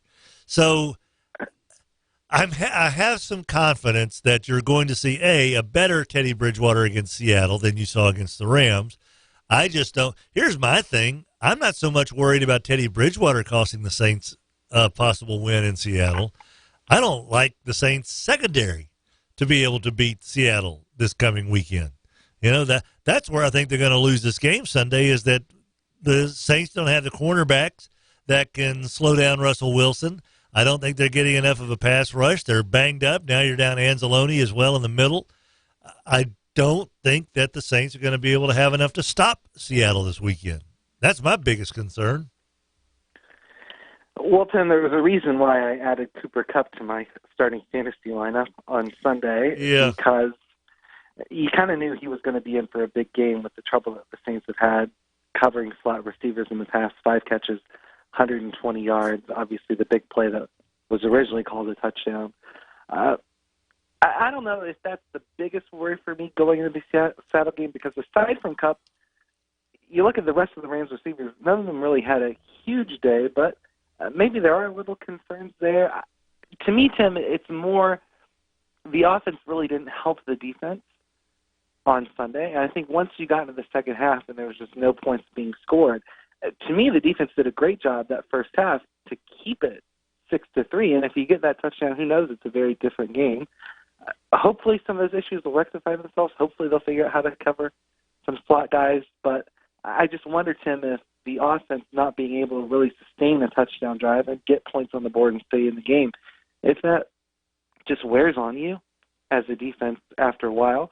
Gurley didn't have a huge statistical game. Of course, he outpaced the Saints running backs, which is probably a bigger concern to me. But I think kind of highlighting the big day Cooper Kupp had, aside from that, I think the defense played okay, but they've got to figure out how to cover some of these slot receivers. Matt Yoder, the Saints heading into the unknown, basically, in Seattle without Drew Brees. Have you kind of just considered what it's going to look like? I mean, we got obviously a little bit of an adjustment period with Teddy Bridgewater being back there for the bulk of the game on Sunday. But just seeing Drew Brees in street clothes in a regular season game, have you kind of considered what that's going to be like? It's going to be something out of our collective worst nightmares, Tim. But I do think we'll see a different game plan from Sean Payton. But let's be honest, on Sunday, Teddy Bridgewater didn't get a lot of help from everyone else. If you look at the rushing game, 20 carries, 57 yards. Michael Thomas had his 10 catches. Traquan Smith made a couple nice plays, but Jared Cook, again, just the 2 catches. Latavius Murray, 5 carries, 7 yards. It seemed like there was a holding penalty every other play because the referees obviously decided that they hadn't inflicted enough torture and punishment upon Saints fans. So every positive play that the Saints had to be called back for holding. Correct. I think there should be a rule, Tim. To make, what can the NFL do to make these refereeing monstrosities up to the Saints fans? I think there should just be one game in the future, and the Saints get to pick the game where they get no penalties called on them in the game. Could be next week. Could be in the Super Bowl 25 years from now. I think the Saints should get a joker card and say, hey, Roger Goodell, no penalties on us this game. They can tackle receivers. They can hold. They can line up offsides in the offensive backfield. I think that's the way to make it up for them. That's another tangent, though. But I think that the Saints offense, hopefully they'll look a little more cohesive than they did on Sunday. I think that just comes from the shock of what happened with Drew Brees. So hopefully we see a bit more commitment and consistency in the running game. Michael Thomas gets his, Jared Cook gets involved, and hopefully we see the Saints offense operating at 80 to 85% of what we know they're capable of with Drew Brees instead of what we saw on Sunday, which is probably down in the 30-40% range. I think you're talking yourself into the Saints being quite okay during this time. You sound more optimistic, Matt Yoder, than I thought you would be. Yeah, I admit, though, you like that idea of the Saints getting the wild card game where they just get no penalties called on. That would be fun to watch. Therapeutic as a Saints fan. Narrator, they never got that wild card game. Or conversely, Tim, the Saints are allowed to play one NFL game against a team entirely made up of NFL referees. That could be fun to watch. That would be fun to watch. How come the Saints don't get the Dolphins like at this part of the season right now? The Dolphins are what they are, the magic elixir. I know that there's a Pro Football Focus has offenses with the most plays using pre-snap motion through 2 weeks and their points per drive rank. Well, lo and behold, The Patriots, Ravens, and Cowboys are first, second, and third with the most pre-snap motion, and they're trying to say that correlates to the Patriots being fourth in points per drive, Ravens first in points per drive, Cowboys second in points per drive. Oh, guess what? Those top two teams have each played the Dolphins. That third team gets to play the Dolphins this week. When you play bad teams, it's amazing how your stats look pretty decent. So what amazing. I'm getting at, let's not forget that the Saints were playing the Rams last week. You know, they were playing the stinking Rams. The Dolphins may be on their way to being by far the worst team in NFL history, and it's kind of funny because I was even talking to Mrs. Yoder last night. Not the biggest football fan in the world, but kind of remarking about how the Jets, well, they kind of sucked on Monday Night Football last night, and I was like, "You think that's bad? You should see the Dolphins." It's like, well, there's no way they're worse than the Browns that went 0-16, right? And I was like, well, hold on a second. You go back and look at that Browns team, Tim, that finished 0-16 just a few years ago. Yep. Their worst loss that entire season, 31-7 to the Bengals. They lost, 5 games that season. They were within 4 points. So they were at least competitive in some of these games. I don't know when the last time that I saw an NFL team get blown out by 40 points in consecutive games. No, so if that continues, Tim, I mean, we could be seeing not just one of the worst NFL teams of all time, but one of the worst professional sports teams in history. And like kind of rats on a ship, they are abandoning ship as we speak. So far in the NFL.com Survivor picks, the Dallas Cowboys are 63.5% of the picks this week in Survivor. The Patriots, 8.2%. The Bears at Washington, 4.7%. I am clicking on the Cowboys as we speak. So that number will now go up from 63.5% to 63.6%. If it's below 97 by the time Saturday rolls around, I will be surprised. I mean, this is it's unprecedented how bad they are. But here they are making deals. Yesterday, Minkah Fitzpatrick goes to the Steelers for a bevy of picks. But again, it's one of those things where I'm like, okay, I think the Dolphins have been on the short end of the stick on some of these trades. But it feels like they fleeced the Steelers. The Steelers, the cornerbacks, they got a safety, and they give up a first-round pick, and they're 0-2. I don't know why it just feels like Pittsburgh gave up the farm for something that necessarily wasn't going to make them a playoff contending team this year. Well, put it this way, Tim. If you'd rather be the Saints or the Steelers dealing with your franchise quarterback's terrible injury after a decade and a half of stardom, you'd much rather be the Saints because, to be honest, Tim, I don't know. Well, I know what the Dolphins are doing in tank mode, but I don't know. Right. Kind of like the John Gruden, Khalil Mack thing. You're trading away a first-round talent in Minkah Fitzpatrick, who you picked, who is a pretty good player by all accounts, seems to be going to that role. So you trade him for a first-round pick. Why? So you can draft someone that you hope could be as good as Minkah Fitzpatrick? I don't know why you just – when you're tanking, why would you get rid of your young assets like that? But maybe they saw the Steelers. I don't know what delusions of grandeur Mike Tomlin is under, but that is not a playoff team. That is not an 8-8 team. That's going to be a team that's probably drafting in the top 10. So why you are handing over a first round, probably a top 10 pick, for someone who's not really going to help your team win that many games with Big Ben out? Why are you going all in to win now when your franchise quarterback just suffered a season-ending injury? I don't get that one. So at least the Saints, Tim, they planned for this when they traded that third rounder for Teddy Bridgewater a couple years ago. So there's no sense of panic with the Saints team. And I think that's what gives me assurance and optimism, because all around the NFL you see teams panicking. You see the Dolphins in historic tank mode. You see Bill O'Brien trying to pull his own Mike Ditka, trying to trade away every draft pick. Mike Tomlin is panicking. You just see that around the league. Who knows what's happening in Jacksonville with Jalen Ramsey? But the Saints had a plan in case this would happen, and now it's time to see that plan be executed. Matt Yoder, Central Ohio's biggest Saints fan. The loss of Anzalone in the middle, How much will that affect the Saints, you feel, in the coming weeks? Well, again, Tim, you know that Alex Anzalone is very talented. Mm-hmm. Great Also young very player, injury but prone. you know he's injury prone. Right. So what do the Saints do? They take advantage of the Dolphins tanking, and they trade away a special teamer for a guy with loads of starting experience in the league in Kiko Alonso. So to me, that's, again, the Saints having a plan and taking advantage of what's going around with this weirdness in the NFL, because whereas Anzalone goes down, you don't really have a direct replacement. Craig Robertson's been hurt.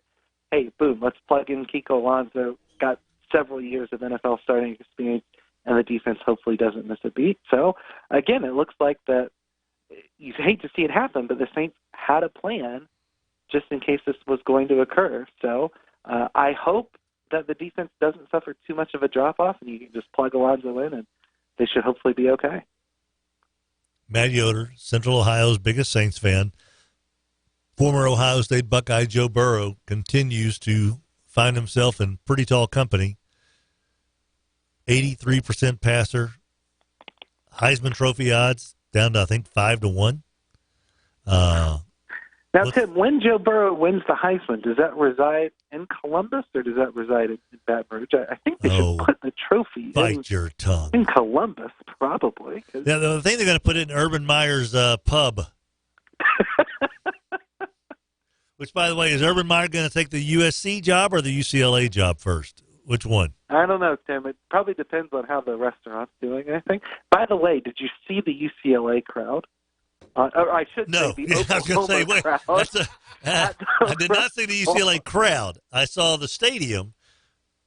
Yeah, that's that is Chip Kelly from 2012 is no longer Chip Kelly of 2012. You know, that's weird. What is more top heavy right now, college football or the NFL? That's a really good question, Tim. Because the NFL has built itself for so long on parity.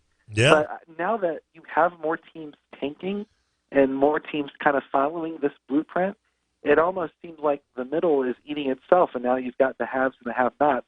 I don't think it's at the college football realm yet, because if you look at teams like Ohio State, Clemson, they are just so dominant and are honestly favorites. Oklahoma you can throw in there, I think, too. Favorites to win their leagues year in, year out, and you'd be surprised if it doesn't happen. Maybe the AFC East is in that scenario, but I think you look around the rest of the NFL, there's at least enough contending teams that you can make the argument it's not as top-heavy as college football. College football, Tim, we're getting dangerously close to almost like English Premier League soccer when you've got the top six and then everybody else. You've got Ohio State, Alabama, Clemson, probably could throw LSU in there, Oklahoma, Georgia. That's your top six. And right. What other teams are breaking into that? Michigan? Please. No. They almost lost the Army at right. home. So that to me is a scary thing, because you have these programs, and like at USC, UCLA, Miami even, these are great teams of yesteryear. Nebraska, how are they going to climb that ladder and get all the way back to prominence? I mean, it is such a big mountain now with the dominance of these top programs. And even, Tim, you look at schools like Michigan, like Wisconsin, like Penn State here in the Big Ten.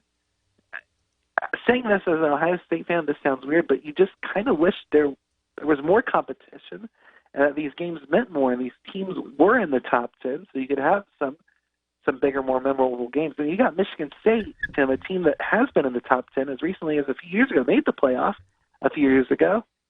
They can't barely get on the board at home against Arizona State and Herm Edwards. You play to win the game. I know. I'm and see, here's the deal. And with college football, this is just what's happened in the history of the college football playoff system. The first playoff was Alabama, Ohio State, Oregon, and Florida State. Okay, Jimbo Fisher and company. So the next year, it's Alabama, Clemson, Oklahoma, and Michigan State, who, by the way, that was the last time I think they had an offense. The next year, it's Alabama, Clemson, Ohio State, and Washington. All right, so there's your Pac-12 outsider, Pac-12 or ACC, or Big Ten outsider or whatever. The next year, it's Alabama, Clemson, Georgia, Oklahoma. The next year, it's Alabama, Clemson, Oklahoma, Notre Dame. You're seeing the same 7 teams rotate through. No one's going to be able to crack that. Arkansas got close in the Sugar Bowl a few years ago when they played Jim Tressel in his final game. Arkansas's never going to sniff the playoffs again for quite some time. You're not going to see – the only outside hope is if Central Florida really does run the table again this year and somebody else stubs their toe. 3 teams have to stub their toe that look like they're invincible: Alabama, Clemson, and Georgia. All 3 of those have got to lose to open the door for other teams to get in, because that's just the way and Ohio State as well. That's just the way it's set up. Georgia, Alabama, Clemson, and either Ohio State or Oklahoma are in the playoff before the season starts, unless they all stub their toe, and Alabama can stub it twice because they get a chance to lose to LSU maybe in the regular season, but make up for it with either a win in the conference championship or LSU losing the conference championship, leaving Alabama as a one-loss team that was ranked in the top 3 all season long. And so I don't see anybody anytime soon in college football jumping into there. D'Antonio's lost Michigan State. He really has. That offense is just atrocious. Washington and Oregon, neither one seems like they're ready for prime time. They've had opportunities to make some noise, and it's just not going to happen. Florida State's a program that is completely on the tumbling downhill. Who else is there, Matt?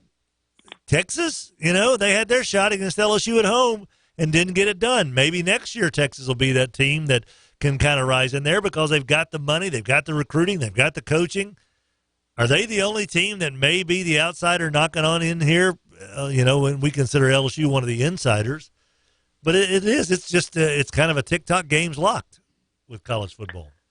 Well, that's the thing. When you look at those top 6, you can maybe throw Notre Dame in there at number 7. But when you look at those playoff rotation of teams, even that odd outsider like your Washington, Notre Dame, Michigan State, they all got beat pretty handily in those playoff games. So even when they do get in, when they go up against the likes of Alabama and Clemson, it's very tough for them to win. I mean, if you just go down the rankings, Tim, after that top 6, do you really give Notre Dame a shot to win the title this year? Probably not.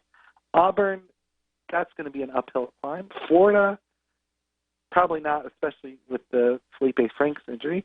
Then you get down to Utah. No one takes them seriously. Michigan, please. Texas, perhaps. If the schedule breaks their way, they've got to beat Oklahoma. Maybe they get in. Wisconsin and Penn State, you don't see them going past Ohio State. UCF, I would love to see get in. Not going to happen with this committee, unfortunately. And then you get down to Oregon, who's already got it lost, Texas A&M, and then Iowa, Washington State, Boise State, Virginia, Washington, Cal. Can't remember the last time they were ranked. Arizona State and TCU. Tim, we're here September 17th. There's 6 teams that could legitimately win the national championship. Right. And that's it. And I can pretty much guarantee you, Tim, that when you go into next season, it'll be the same 6 teams that have a legitimate shout at winning the title. So I think college football is approaching, I think crisis is too strong, but they've got to get a handle on this lack of competition, because you can't keep selling games like Clemson at Syracuse as your primetime game of the week. I mean, this last week of college football may be one of the roughest in recent memory. And I joked at the top about Ohio State going to Indiana and getting that tough win in Bloomington. Indiana's given Ohio State problems in the last 10 years. They've played some close games. Yeah. But this year, Tim, it was just different because the talent, the atmosphere, that may as well have been an exhibition game. And there was no point in that game where you thought Indiana was going to finish with their 35 points of the Buckeyes. That, to me, is bothersome for college football when you can write off 3/4 of the teams before the season begins. So I'd love to see some more parity in the sport. I don't know if we'll see it anytime soon, because I think throughout college sports, Tim, once you get a program to a certain level and they almost recruit themselves, you get that talent edge.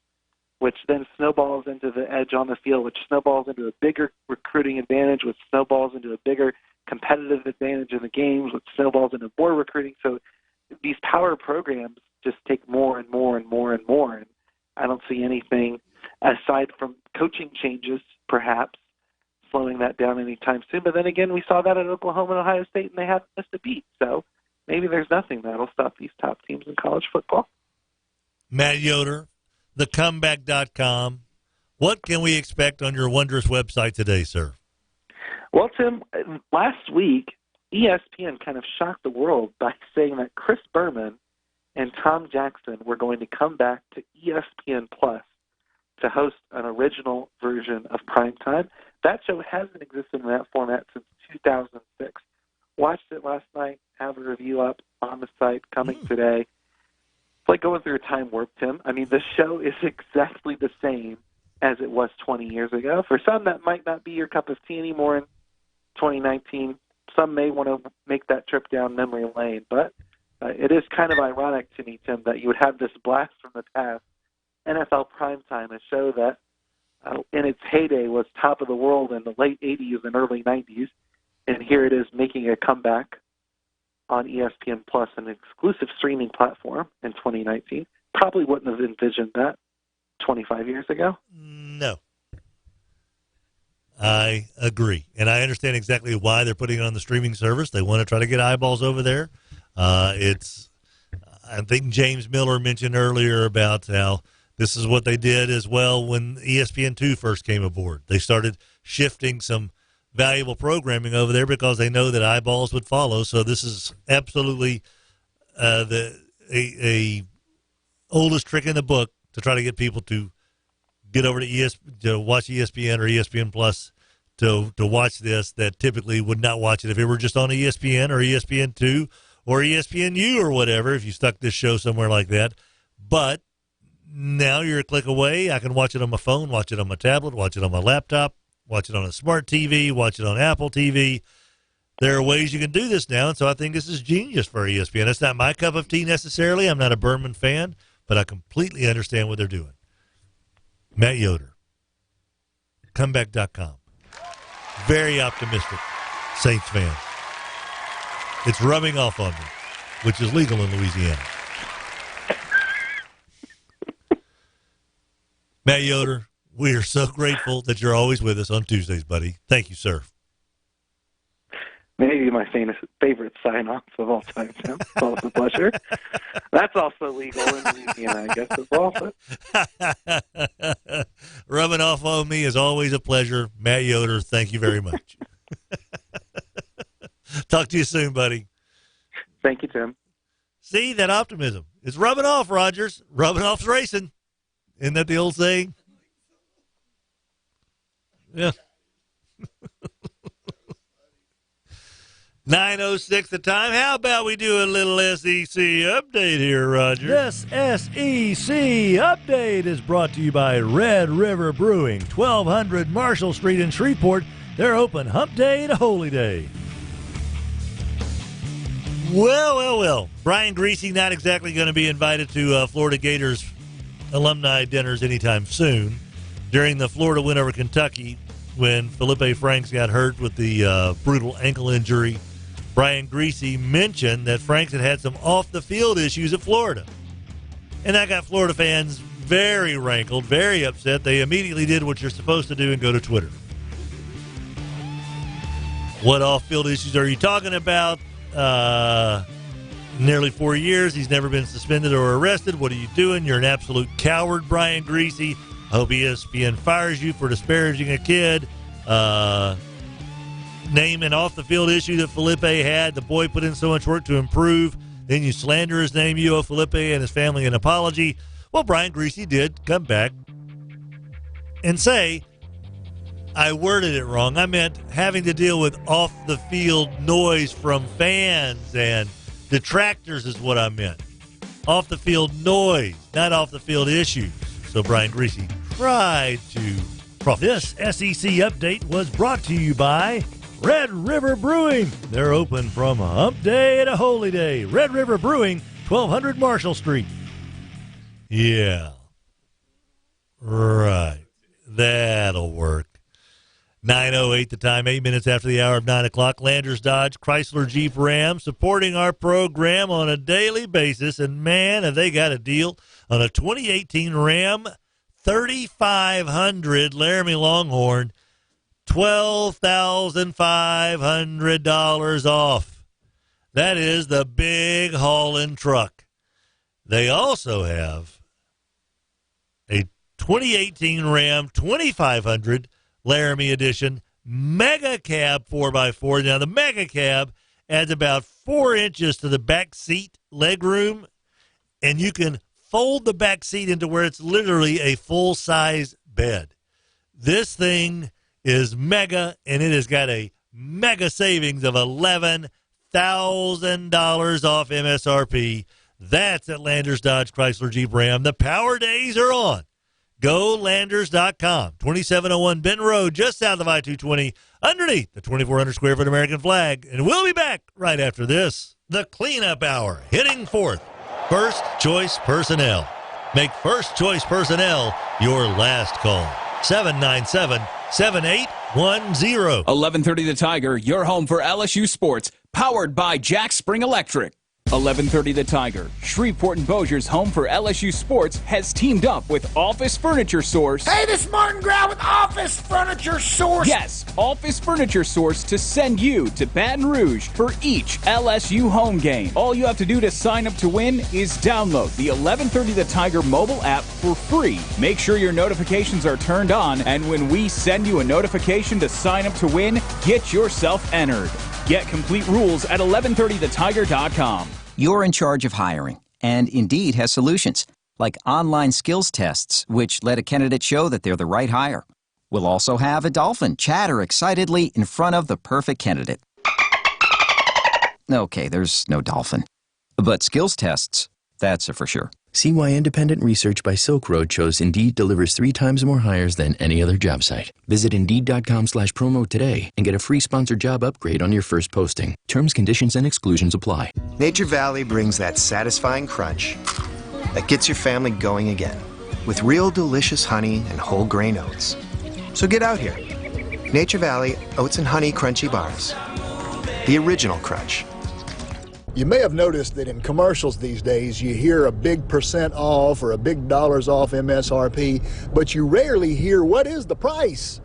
So at Chevyland, we are offering you a 2019 Chevrolet Silverado Crew Cab Custom Edition with 20-inch aluminum wheels with 4G LTE Wi-Fi with locking rear differential and a great-looking truck for just $29,995. That's over 22% off MSRP. So whether you want to shop online at Chevyland.com or come by the dealership at 7500 Erie Drive, we do business the way that you want to do business because we care about you. Brought to you by Edwin Watts. Warning, this product contains nicotine. Nicotine is an addictive chemical, not for sale to minors. Website restricted to adults 21 and over. I'd been smoking for a while. I tried vaping when it first came out. It just didn't work for me. But recently, I tried My Blue, and it actually gave me the nicotine satisfaction I was looking for. My Blue is easy to use, and it lasts all day. I even like having the different flavors and nicotine options. It's nice having a choice. I think other smokers will be surprised by My Blue. I certainly was. And right now, try My Blue for $1 at select retailers or myblue.com. O'Reilly. If you hear squealing and grinding noises from your vehicle, it's time for new brakes. Right now at O'Reilly Auto Parts, when you buy any set of Brake Best pads and any 2 Brake Best rotors, you'll save 10% on your total purchase. Stop by O'Reilly Auto Parts. Better parts, better prices every day. Limits apply. See store for details. O'Reilly Auto Parts. The Cleanup Hour, hitting fourth. First Choice Personnel. Make First Choice Personnel your last call. 797-7810. KWKH, Shreveport, Bossier City. Breaks a tackle at the 25, 10-5. Touchdown, Tigers!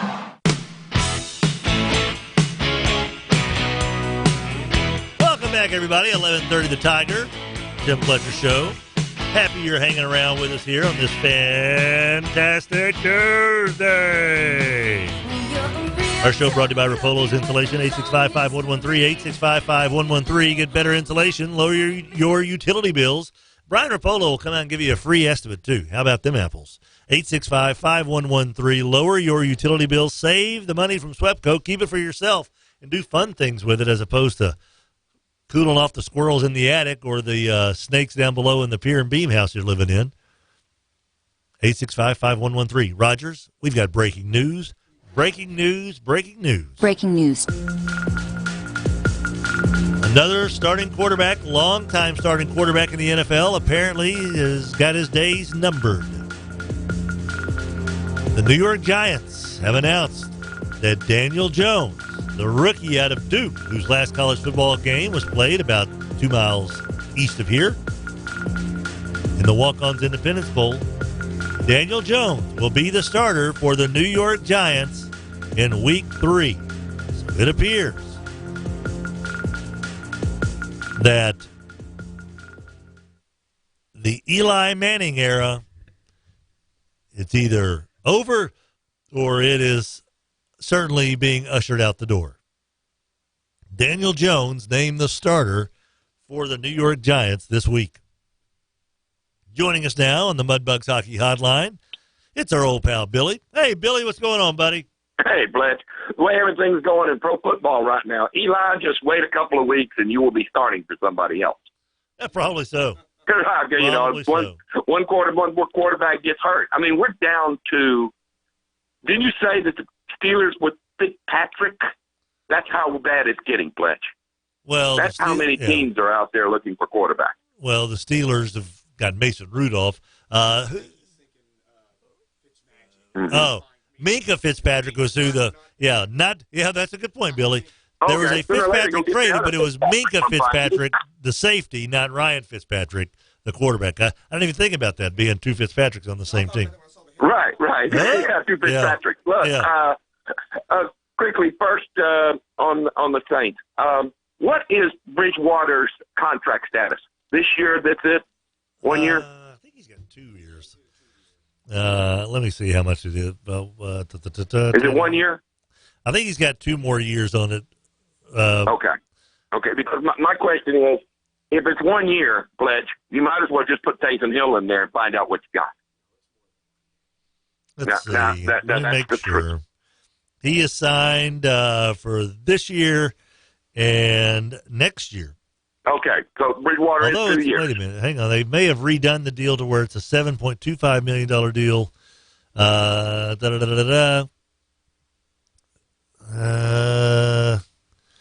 It's a 1 year deal. It's you might as well just go on and start. You might as well just start Taysom Hill and find out what you got. Right. Because I'm sorry, you are. If you're on a 1 year deal with Bridgewater, you're going to have to pay him large money if he is decent with the Saints. So we need to find out. Yeah. So what you're doing is you're pretty well just you got 1 year of him and then you got to start all over again. No, it's here's the deal. Teddy Bridgewater's an unrestricted free agent next year. So this is a 1 year deal with Teddy Bridgewater. They've redid the deal after they brought him in last year. Gave him a huge amount of money for a backup quarterback, $7.25 million, which is the most for a backup quarterback in the league. He is the stopgap. Now, what the Saints have planned, before Drew's thumb injury, seems like that their plan was to go with Drew, Taysom, and maybe draft somebody for next year, because there's more than likely a chance that Teddy Bridgewater is either going to come back at a much friendlier deal with the Saints, or he'll sign elsewhere as the main backup or a starter for a quarterback-starved team, maybe with a rookie quarterback, something along those lines, if he plays his way into that kind of a role next year. Teddy Bridgewater's only 27 years old. Well, what I'm trying to say is if Teddy Bridgewater is a serviceable NFL quarterback the rest of the year or until Drew comes back, I promise you they are going to be standing in line to get him. That's just how many few quarterbacks there is in the NFL, Pledge. Come on, let's admit it. So they will pay him $20 million at least a year. No, I don't think so. Well, if he is a serviceable NFL quarterback for the Saints for the rest of the year, and I'm talking about 3-3 while Drew's gone. Okay, 3-3. He will stand. They will stand in line to pay him $20 million a year. Oh, are you saying the Saints will or somebody else? No, I'm talking about anybody. Okay, yeah. I'm talking about the NFL. Right. So you got him for this year, and then bye. You're gone because this is just at this moment. Yeah. So you might as well find out in long term, because he won't be your long term solution. All right. Yeah. Taysom Hill is their long term solution. Well, now let's really admit that. It's not Rodgers is not in favor of that. Now I know that there are. Who was the? What network was the Saints season opener on? Right. Monday Night Football, ESPN. So it was an ESPN broadcast. They said during that game that Sean Payton looks at Taysom Hill as somebody that he could build a team around, yada, yada, yada. And I thought, I didn't really ever heard that before. Taysom Hill's older than Teddy Bridgewater, isn't he? And he's got a tendency he's been injured before earlier in his career at BYU and with the Packers. I don't know if like with what the Steelers are doing, Billy, I think Mason Rudolph may be their quarterback of the future. Right. They may have their guy that they're counting on being their quarterback in 2025, for instance. I don't think that guy is on the Saints roster right now. I don't think it's Taysom Hill. I don't think it's Teddy Bridgewater.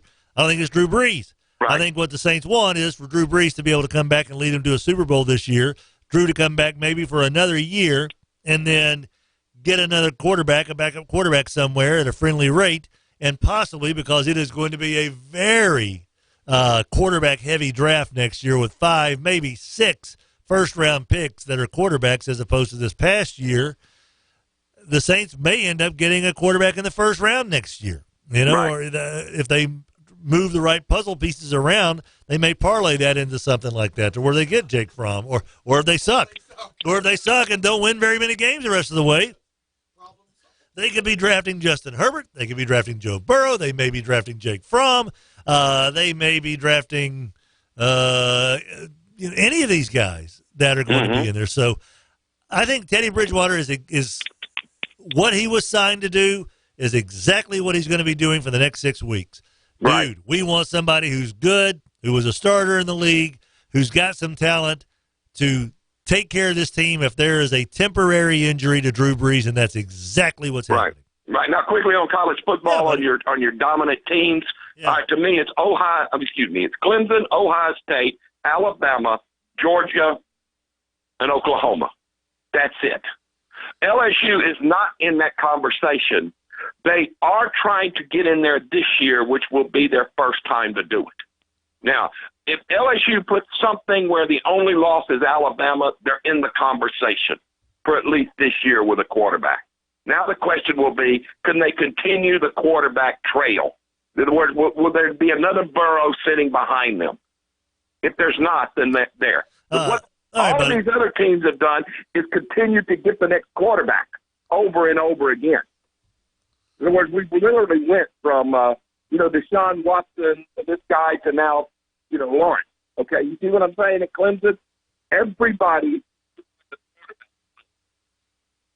Billy. And we'll see how that goes. Let you go. All right, buddy. Enjoy the call, Billy, as always, man, on the Mudbugs Hockey Hotline. I think, and this is what Sports Talk Radio is kind of built on, fret, worry, anxiety, and then reaction and overreaction. That's Sports Talk Radio in a nutshell. And so I think we're fretting, we're anxious, Saints fans, and I think those that aren't Saints fans are gleeful that Saints are going to be stuck with Teddy Bridgewater for a while. When in actuality, if we wanted to be nice and boring and vanilla. This is exactly the scenario that was pre-thought of by Mickey Loomis and Sean Payton. They're not panicking. This is why Bridgewater is not starting for another team and is the highest paid backup. This is exactly why. And they have to use Taysom Hill as a switchblade. They're hurting at receiver. They need him more to be that switchblade guy than they do at the quarterback because you're taking away from productive offensive plays that way. Bridgewater is there for this exact reason. Nobody has any grand illusion that, this is the guy that's going to replace Drew and head to the Hall of Fame. this is exactly why he's here right now. And I feel as good about it as way better than the Steelers do. Yeah, maybe they have their guy for the future, but for right now, like you just said, to have a veteran to calm the ship for 2 months, that's exactly why he's there. And what we're going to find out on Sunday is that, okay, how will he look with a week of preps with the ones? How will he look with a game plan that is more tailored to his skill set? Yep. How will he look with the banged-up receiver core? Yeah. But with guys that he trusts and, with a offensive line that's a little patchwork. Absolutely. Against the Seattle defense that doesn't have the teeth that it had from a few years ago. Too bad it's in Seattle. But it's in Seattle. Yeah. And I think Teddy Bridgewater will look good enough. I think that he'll play pretty well. This needs to be a team victory. Right. If you're thinking the defense has got to play out of their head. Bridgewater's just going to take this team on his back and he's going to do what Drew does, then I don't know what you're thinking. But the point is that Sunday we'll find out what's going to happen. Yeah.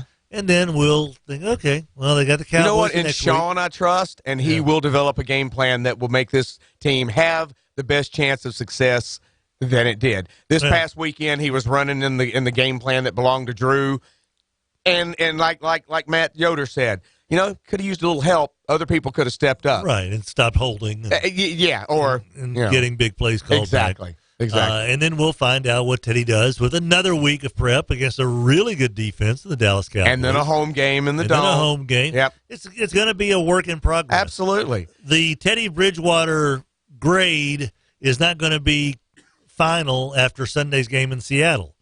It's going to be, think about it as a semester. Okay? He had a pop quiz that he was not really prepared for on Sunday in a subject matter that is the toughest subject matter you could have. Absolutely. That's a good way to put that. The defending NFC champs, the toughest team they have on their schedule. Yeah. Okay? So next week, all right, I know I've got a test in Algebra 2 now. I'm going to study for it. I'm going to make sure that I've got everything ready.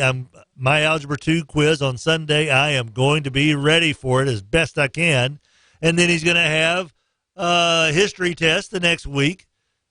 And he's going to be studying for that. And then he's going to get, look at this. I got a health and PE test when the Cardinals, and when the Bucks play. So he's going to have these weekly tests. He's going to pass. He's going to fail some. The overall grade will come once his little time as the starting quarterback is fulfilled and Drew is back, or, knock on wood, Teddy stays healthy, because I'm a young man who nearly lost his leg from a knee injury. Certainly want to see him stay healthy for his own personal sake. But his final grade will come in 6 to 7, 8 weeks. And then we will look back and go, whoa, boy, were the Saints fortunate to have had Teddy Bridgewater as their backup. Or we'll say, man, Teddy Bridgewater sucks. You know what? Right now I feel the first. Yeah. I feel the first, because there are other teams that don't have a starter as good as Teddy Bridgewater is as a backup, and that shows you how bad the quarterback play is in the league, because all these people that think he's a hot mess. Like I said, I'm going to go with Sean Payton and write out his idea and his mind and his game plan. As a Saints fan, you'd feel better that you're not in a way worse scenario, because it could be that way easily. Bayou Bellway's Trash Text line. Rogers has the best take yet on the Saints. Breathe, Saints, just breathe. Modio, Rogers is smoking the hookah pipe on Teddy B. So 2 different reactions there. Well, you know what? I'm going to trust Sean Payton, not a texter that just thinks he knows.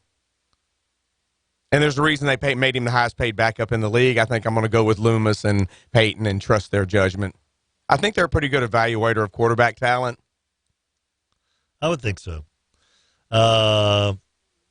Bayou Bellway's Trash Text line, Turd Ferguson. Wait a minute. What the hell's a switchblade player?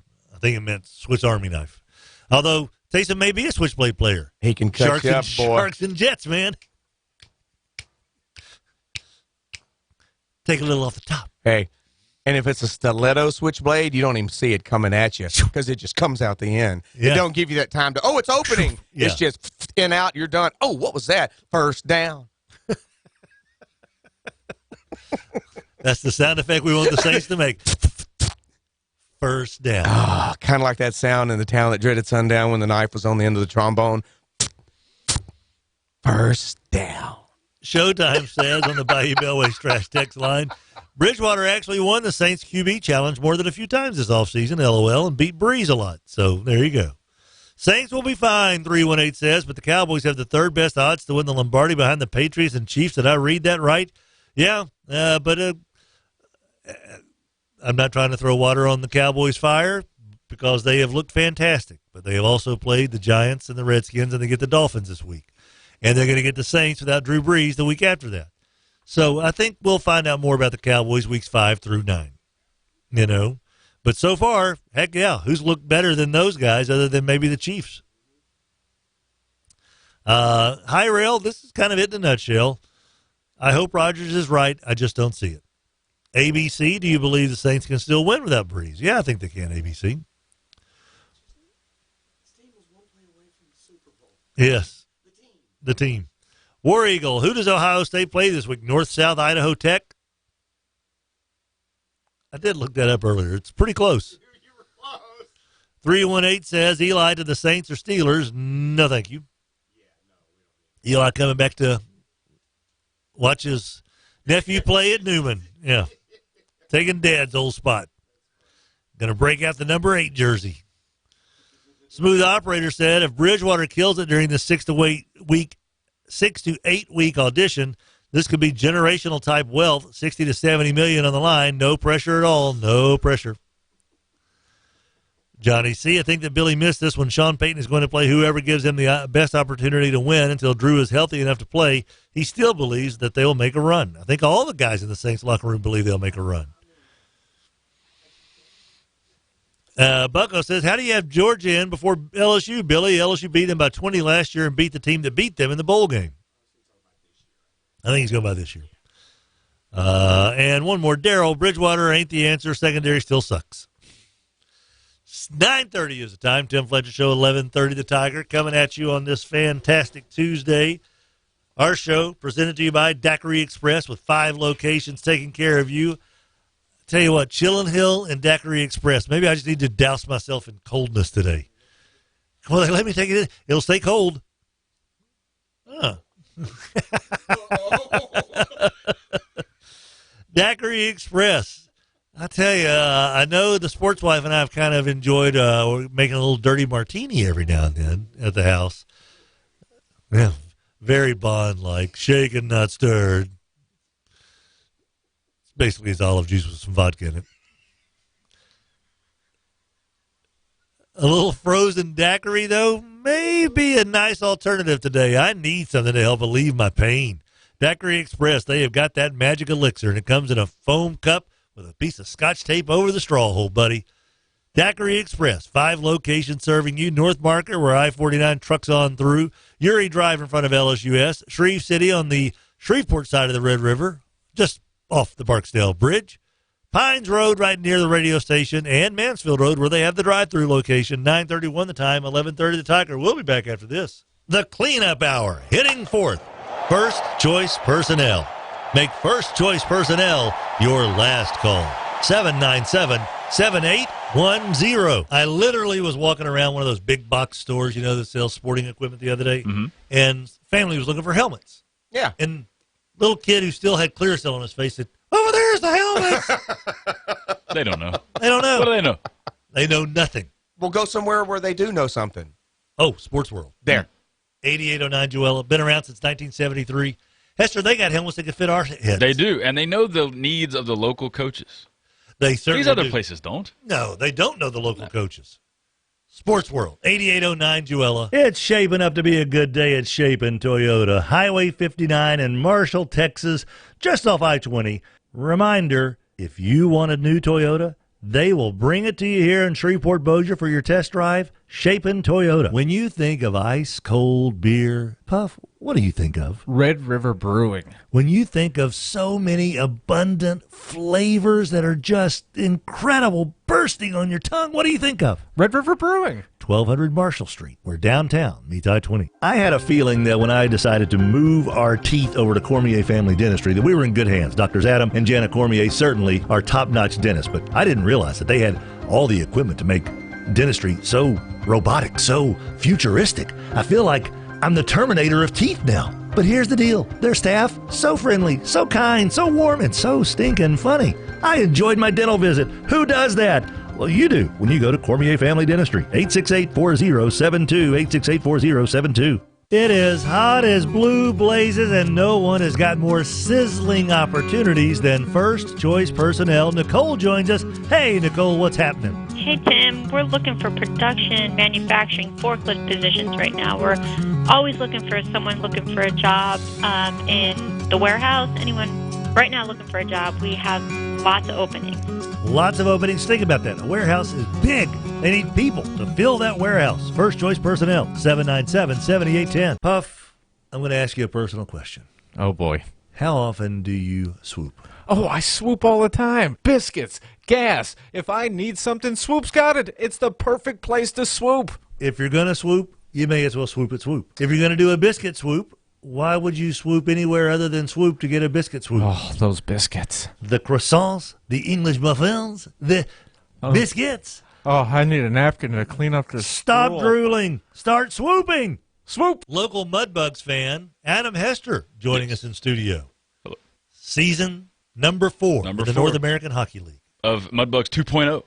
What's your favorite part about the Knoll? These kids are hungry, right?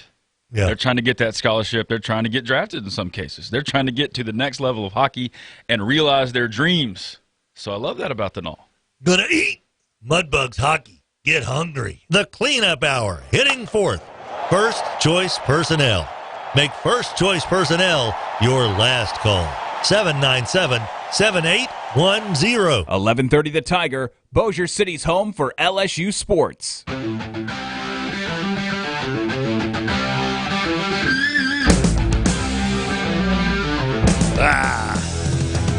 Welcome back, everybody. 11:30 The Tiger, Tim Fletcher Show.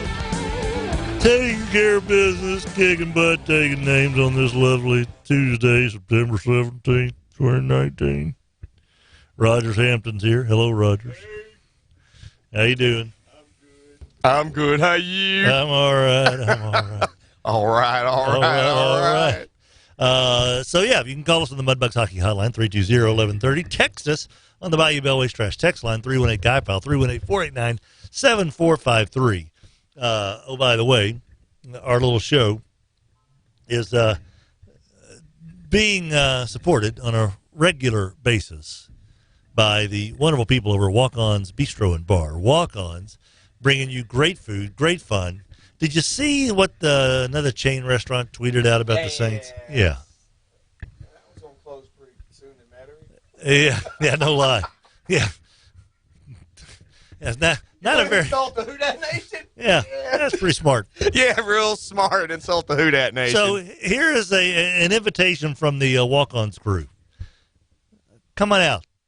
You want to go to a place that's going to have great food, great fun, and all the games you want on 60-plus TVs?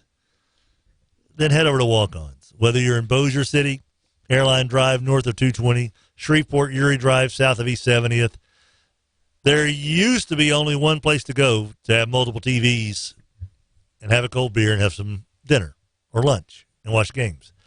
There is a much better choice now, and it is Walk-On's. Trust me on this. You'll be glad you did. Bayou Bellways Trash text line, 489-7453, 489-7453. War Eagle, quick question. What the heck was Billy talking about? I think what Billy is like. Billy is like all typical Saints fans right now. We're all kind of wondering what's going to happen. We are either, man, Teddy's going to be the one, or man, he's not the one. Why do we have this guy? Why don't they play Taysom? Why would you play Taysom? Why wouldn't they play Taysom? Why don't they get somebody else to come in? Why would they ever bring somebody else in right now? We've never had to have these questions since 2006.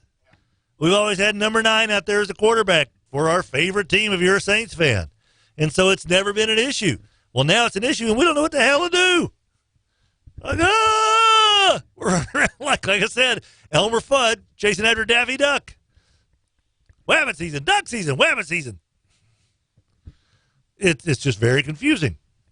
And I think all of it will start subsiding, the anxiety and the angst and the Chicken Little, will subside in about 3 weeks. We just had to calm down. Hey, for one thing, it is just NFL football. This isn't, life choice. Yeah, world peace. Right. Yeah, maybe focus on the refs. Put that energy and anxiety toward the refs that keep sticking it to us. Yeah. How about that? Going Crazy says, now the upside of Brees' injury is his arm will be fresh for the playoffs, unlike last year. Now, I've heard someone else say this, and that is something. Drew is not going to be throwing, we think about the 40 passes he throws on Sundays. We don't think about the 250 to 350 throws during the week on a 40-year-old arm. And those, I think, took a toll. I know PFF did a thing with a little spray chart and the velocity and all that good stuff and the length that the ball travels in the air for Drew Brees over his last 4 games compared to the first 12. It was a marked difference. I think there was some arm fatigue there.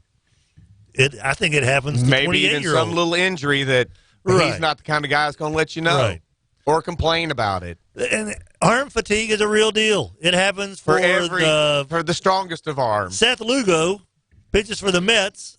Probably is about a half a mile an hour off on a typical basis now than he was maybe in May or June. The season started, yeah. And so if you throw something for a living, like Rogers, who throws a partay, then you can throw that shoulder out in a hurry, baby. Absolutely. Snap, snap, snap. I need help, gentlemen. Where was the 1992 and 93 Louisiana High School Girls Sweet 16? The Guardian wants to know. Ugh. I know in 95 it was at Rapides Coliseum in Alexandria. You were there, right? I was there. Yeah. The first one to cover. I'll be down that way as well. I would think so. Yeah. I would guess Alexandria. Yeah. They definitely didn't believe in coming up here. No. Johnny C. says, Rogers, go over there and pop Timmy's neck for him. It looks painful for him to even take the headphones on and off. I forget that people watching you do that. I forgot the robbery was illegal. So this Antonio Brown stuff now. Sports Illustrated comes out with a new article with more sexual allegations against him, inappropriate behavior with an artist who came in to do a painting for him, and he apparently walked up completely nude behind her on the second day that she was there with only a hand towel covering his private parts. Just made her feel very uncomfortable, obviously, as you would think that would. She didn't finish the painting because she said, I'm not going back there. He's leaving unpaid bills to doctors, to masseuses, to trainers. There is an orthopedist who came and treated him and who said that he passed gas in my face on purpose numerous times while his assistant recorded it and posted it on video, laughing the whole time. I think the guy's just completely lost his mind. I mean, I'm not excusing sexual assault or sexual allegations. That's a predator, and if he's done those things, then put him in prison. But I think some of these other things that he does, like his personal assistants, he had a home down in Orlando that he rented for the Pro Bowl. And he wanted to have this chef come out and prepare a meal for like 60 Pro Bowl football players that were going to be coming over for a party at his house that he was renting. And this caterer, the chef, said, I don't know. I've heard bad things about this guy. Another player vouched for him and said, hey, he'll be okay. Just come do this thing. So he comes out and prepares the meal, and he hears Antonio Brown making derogatory references about this guy's race and about women in general. And then he comes in to complain about it, and the assistant for Antonio Brown tells this guy, basically, don't worry about it, and whatever you do, do not look Antonio Brown in the eyes. Don't look him in the eye. And Antonio Brown comes in the room, and he and the assistant both yell at this guy, don't look him in the eye. Don't you look Antonio in the eye. I'm like, who the hell is this guy? He sounds like he's got like a little Napoleon disease kind of, I think he's completely off his rocker. There are so many things that he's done. How can the Patriots keep employing this guy at this point? He's a very good football player, one of the best at his position. But if one of the things that he has been accused of sexually is true, he needs to be gone. That's enough right there, period. But then the other things, he's just a bad human being. Yeah. He's just kind of a rotten guy. All of a sudden in my head, I'm seeing Gene Wilder and Marty Feldman. Now, you're telling me that I put an abnormal brain in a 6'4", 225-pound wide receiver. Abby Normal. Yes, I'm quite sure that was the name. I wish I knew how to make those memes like the Brady and Antonio little babies hugging. Yeah. I wish we could. Now you're telling me and have Antonio sitting there with the brain next to it, the bro. Happy normal. He's Antonio Brown. I know it sounds like it. Abnormal Antonio Brown. But don't you just cut the guy? I mean, you're going to be fine without him. You got the Jets this week. At least suspend him for a week until you can kind of gather more information. I mean, here's an orthopedist, trained medical professional. Went to school for quite a while. And is good enough to be treating NFL players, and you're sitting there farting in his face while you're buck naked. And laughing. About it. And doing it repeatedly. That's something that's just, there's a mental... Well, maybe the major question is, what the hell is this guy eating? Yeah. If you can just rip. On demand. My oldest brother, Tony. I'm sorry, at our age, man, you think about one. Ooh. Okay. Hold on. I'll be right back. Have to keep your knees together when you walk out of the room. Oh, no, both stalls. Hey, it's Robert. By Bellway's Trash Text line. What's up, kid? Modio says Antonio will never be accused of having a good haircut. That's true. Some people say the same about me. Except when Allie come here, she got a compliment on. I got my hair complimented. Yeah. War Eagle says, Fletch, do you have arm fatigue from flag football Saturday? I think I have body fatigue from flag football Saturday. I think it's from head to toe. With the back, the elbow, the shoulders, the knees, the hips, the feet, you name it. The ego. It's all been bruised and battered, buddy, and deep fried. Holy cow. Deep fried ego. I think that's the new item at the fair this year is the deep fried ego. I like that. I could handle some of that. I could too. I need a little big bowl of that. Our little show is brought to you by the wonderful people who make things happen, Captain, over at GBT, the great banking team. 4.11% interest, your money making more money, bringing you the unsung hero. If you listened earlier, Reynolds Moore gave us his unsung hero. We weren't able to get as long of a conversation with our coaches this past Friday because some of our games went so late. But he said Tucker Gibbs. Now, here's the deal with Tucker Gibbs at Benton, why he was the GBT unsung hero. Young man has been playing tackle and guard, kind of the sixth offensive lineman for the Benton Tigers this year. Well, the starting center gets hurt early in their game at Vicksburg, Mississippi on Friday. So this fella gets slid into the center position, doesn't have a bad snap, and is the snapper on all the place kicks. And so you had Tucker, you had Butter Stewart as the placeholder, and Reynolds' kid, RJ, as the kicker, 7 for 7 on extra points in a 49-48 win. In other words, Tucker Gibbs came in and did the job he was supposed to do. Not flashy, just got it done. That's GBT. Nothing flashy. 3 branches, really pretty branches, don't get me wrong. There's some flash there, I guess. There's some sizzle, but the steak is A-OK. GBT, you're going to love this bank. Rogers and I will be back on 1130 The Tiger right after these words. The Cleanup Hour, hitting fourth. First Choice Personnel. Make First Choice Personnel your last call. 797-7810. You know, Nicole, they say I've got an electric personality. Does that help me out at First Choice Personnel? It would help you. I'm looking for electrical or mechanical, technical people. I'm not so mechanical, but I do have an electric personality. Sounds good. You come my way. Let me see what I can do for you. All right, 797-7810, 797-7810. First Choice Personnel, make First Choice your last call. Do you like people, Puff? Not really, Tim. See, I'm kind of with you on that. When I go somewhere, I don't necessarily want people like right against me. I like to have my space to hang out and enjoy myself. I like to spread out. At Red River Brewing, they've got an enormous space, 1200 Marshall Street.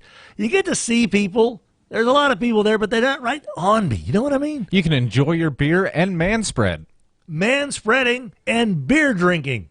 Red River Brewing. Every single Friday on our show, we have Forkum Friday spotlighting a Northwestern State University Demon athlete or coach. Ooh, yay! I love that segment.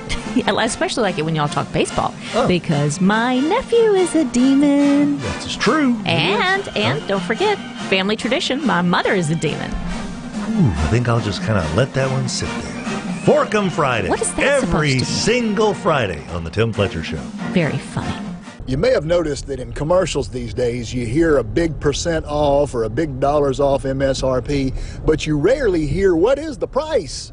So at Chevyland, we are offering you a 2019 Chevrolet Silverado Crew Cab Custom Edition with 20-inch aluminum wheels with 4G LTE Wi-Fi, with locking rear differential, and a great-looking truck for just $29,995.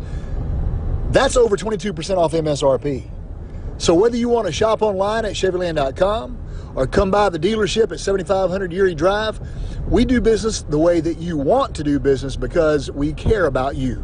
You're on 49. It is so easy to just hit that Burt Coons exit and swoop into Swoop. If you need to top off your tank, Swoop. Locally owned and operated. Of course you want to support a Shreveport business and a Bossier business on Industrial in Bossier City, but at the Swoop in Shreveport, sweetie. Those breakfast sandwiches. Breakfast sandwiches where the biscuits are a mile high. Ho, ho, ho, ho. Sausage, egg, bacon, egg, and cheese biscuits. They've Hot got coffee hot and coffee, the OJ. clean restrooms. Brighten your day at Swoop. There it is. The Bayou Bell Waste Boys are in studio with us. Clem McCullough, Russell Hall. It's got to be so fun working with people you care so much about. Absolutely. Yeah, we have a great time every day, and I tell you, it's just so fulfilling to be able to support the local economy and hire people and be able to support families. We absolutely have a blast every day, and we certainly appreciate all your support. Bayou Bell Waste, 671-9900, BayouBellWaste.com. The Cleanup Hour, hitting fourth. First Choice Personnel. Make First Choice Personnel your last call. 797-7810. Where Shreveport and Bossier come for LSU sports. 11:30, The Tiger.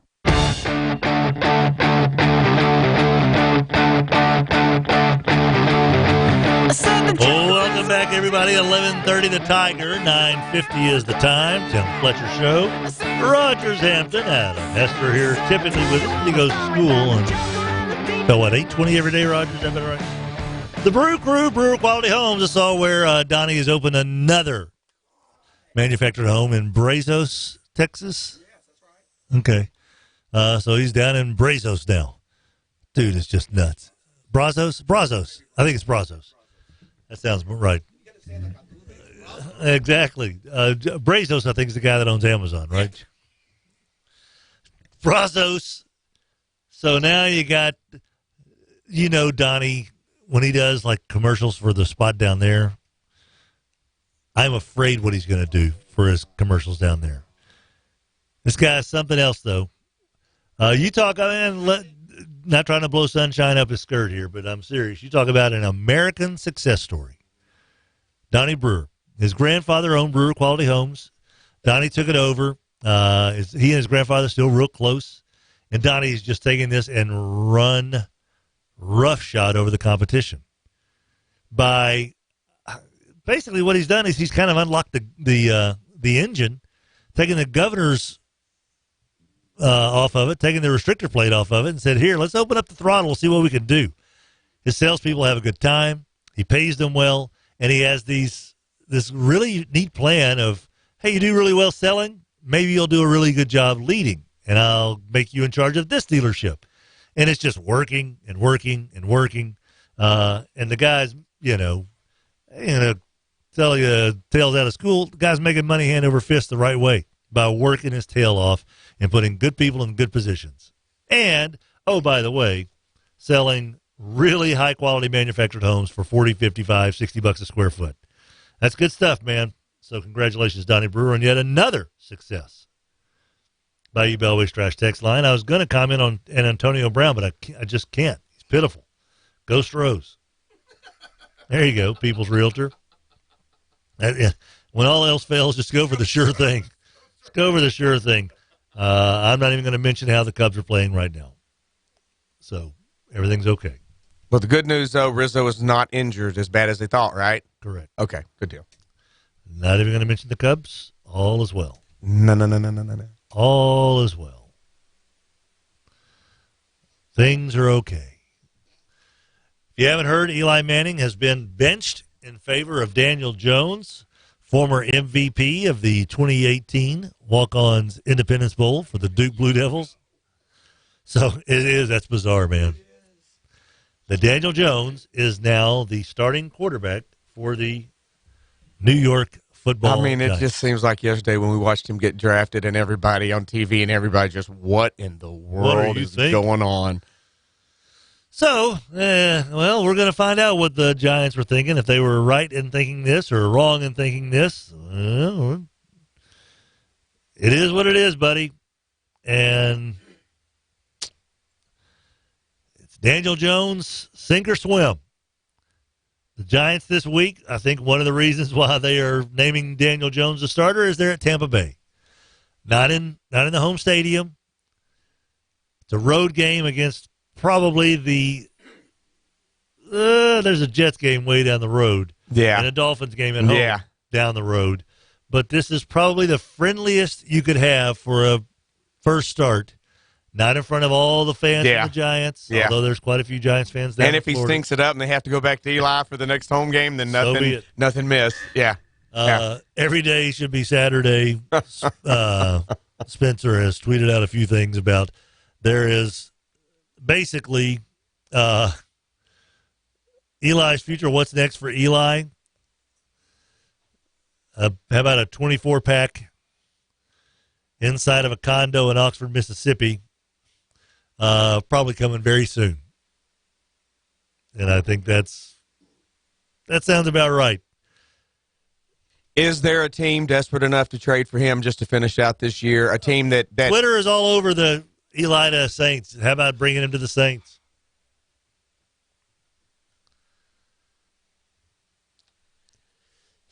Bless you, sir. Thank you.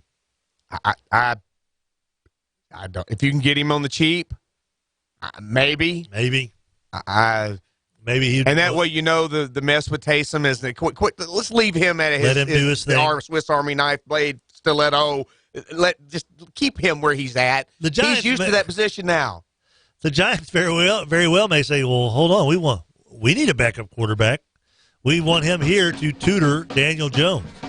I think that there's about a 95% chance that the Giants are like, he ain't going anywhere. Hey, if Jones sucks, we're putting him back in there. Or if Jones gets hurt, we're putting him back in there.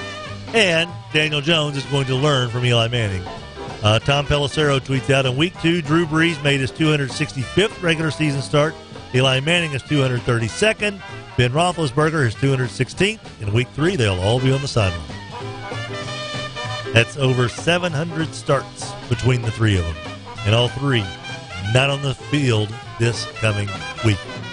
That is hard to wrap the brain around. Well, kids, thanks for hanging out with us on this $2 Taco Tuesday. Jimmy V's Fajita Factory. Giddy up. Reminding you, Porter's Cleaners in by 9, out by 5. Get your dry cleaning in by 9 o'clock in the morning. They'll have it ready for you at 5. Buster's Daily Bread. If you had a po' boy at Buster's Daily Bread inside swoop, oh, buddy, it's good. Officer Payne, rest in peace. TLV, Thomas the Valley, badge 1284, rest in peace. See you kids tomorrow, right here. Attention, the following may contain spontaneous reactions to something surprisingly delicious, also known as the vocal phenomenon, woo. McDonald's new spicy barbecue glazed tenders and chicken sandwich. Woo! Tender, juicy, all white meat chicken. Woo! Covered in a smoky. Woo! Mouth-watering. Woo! Barbecue sauce. So delicious, one bite will make you go, admit it.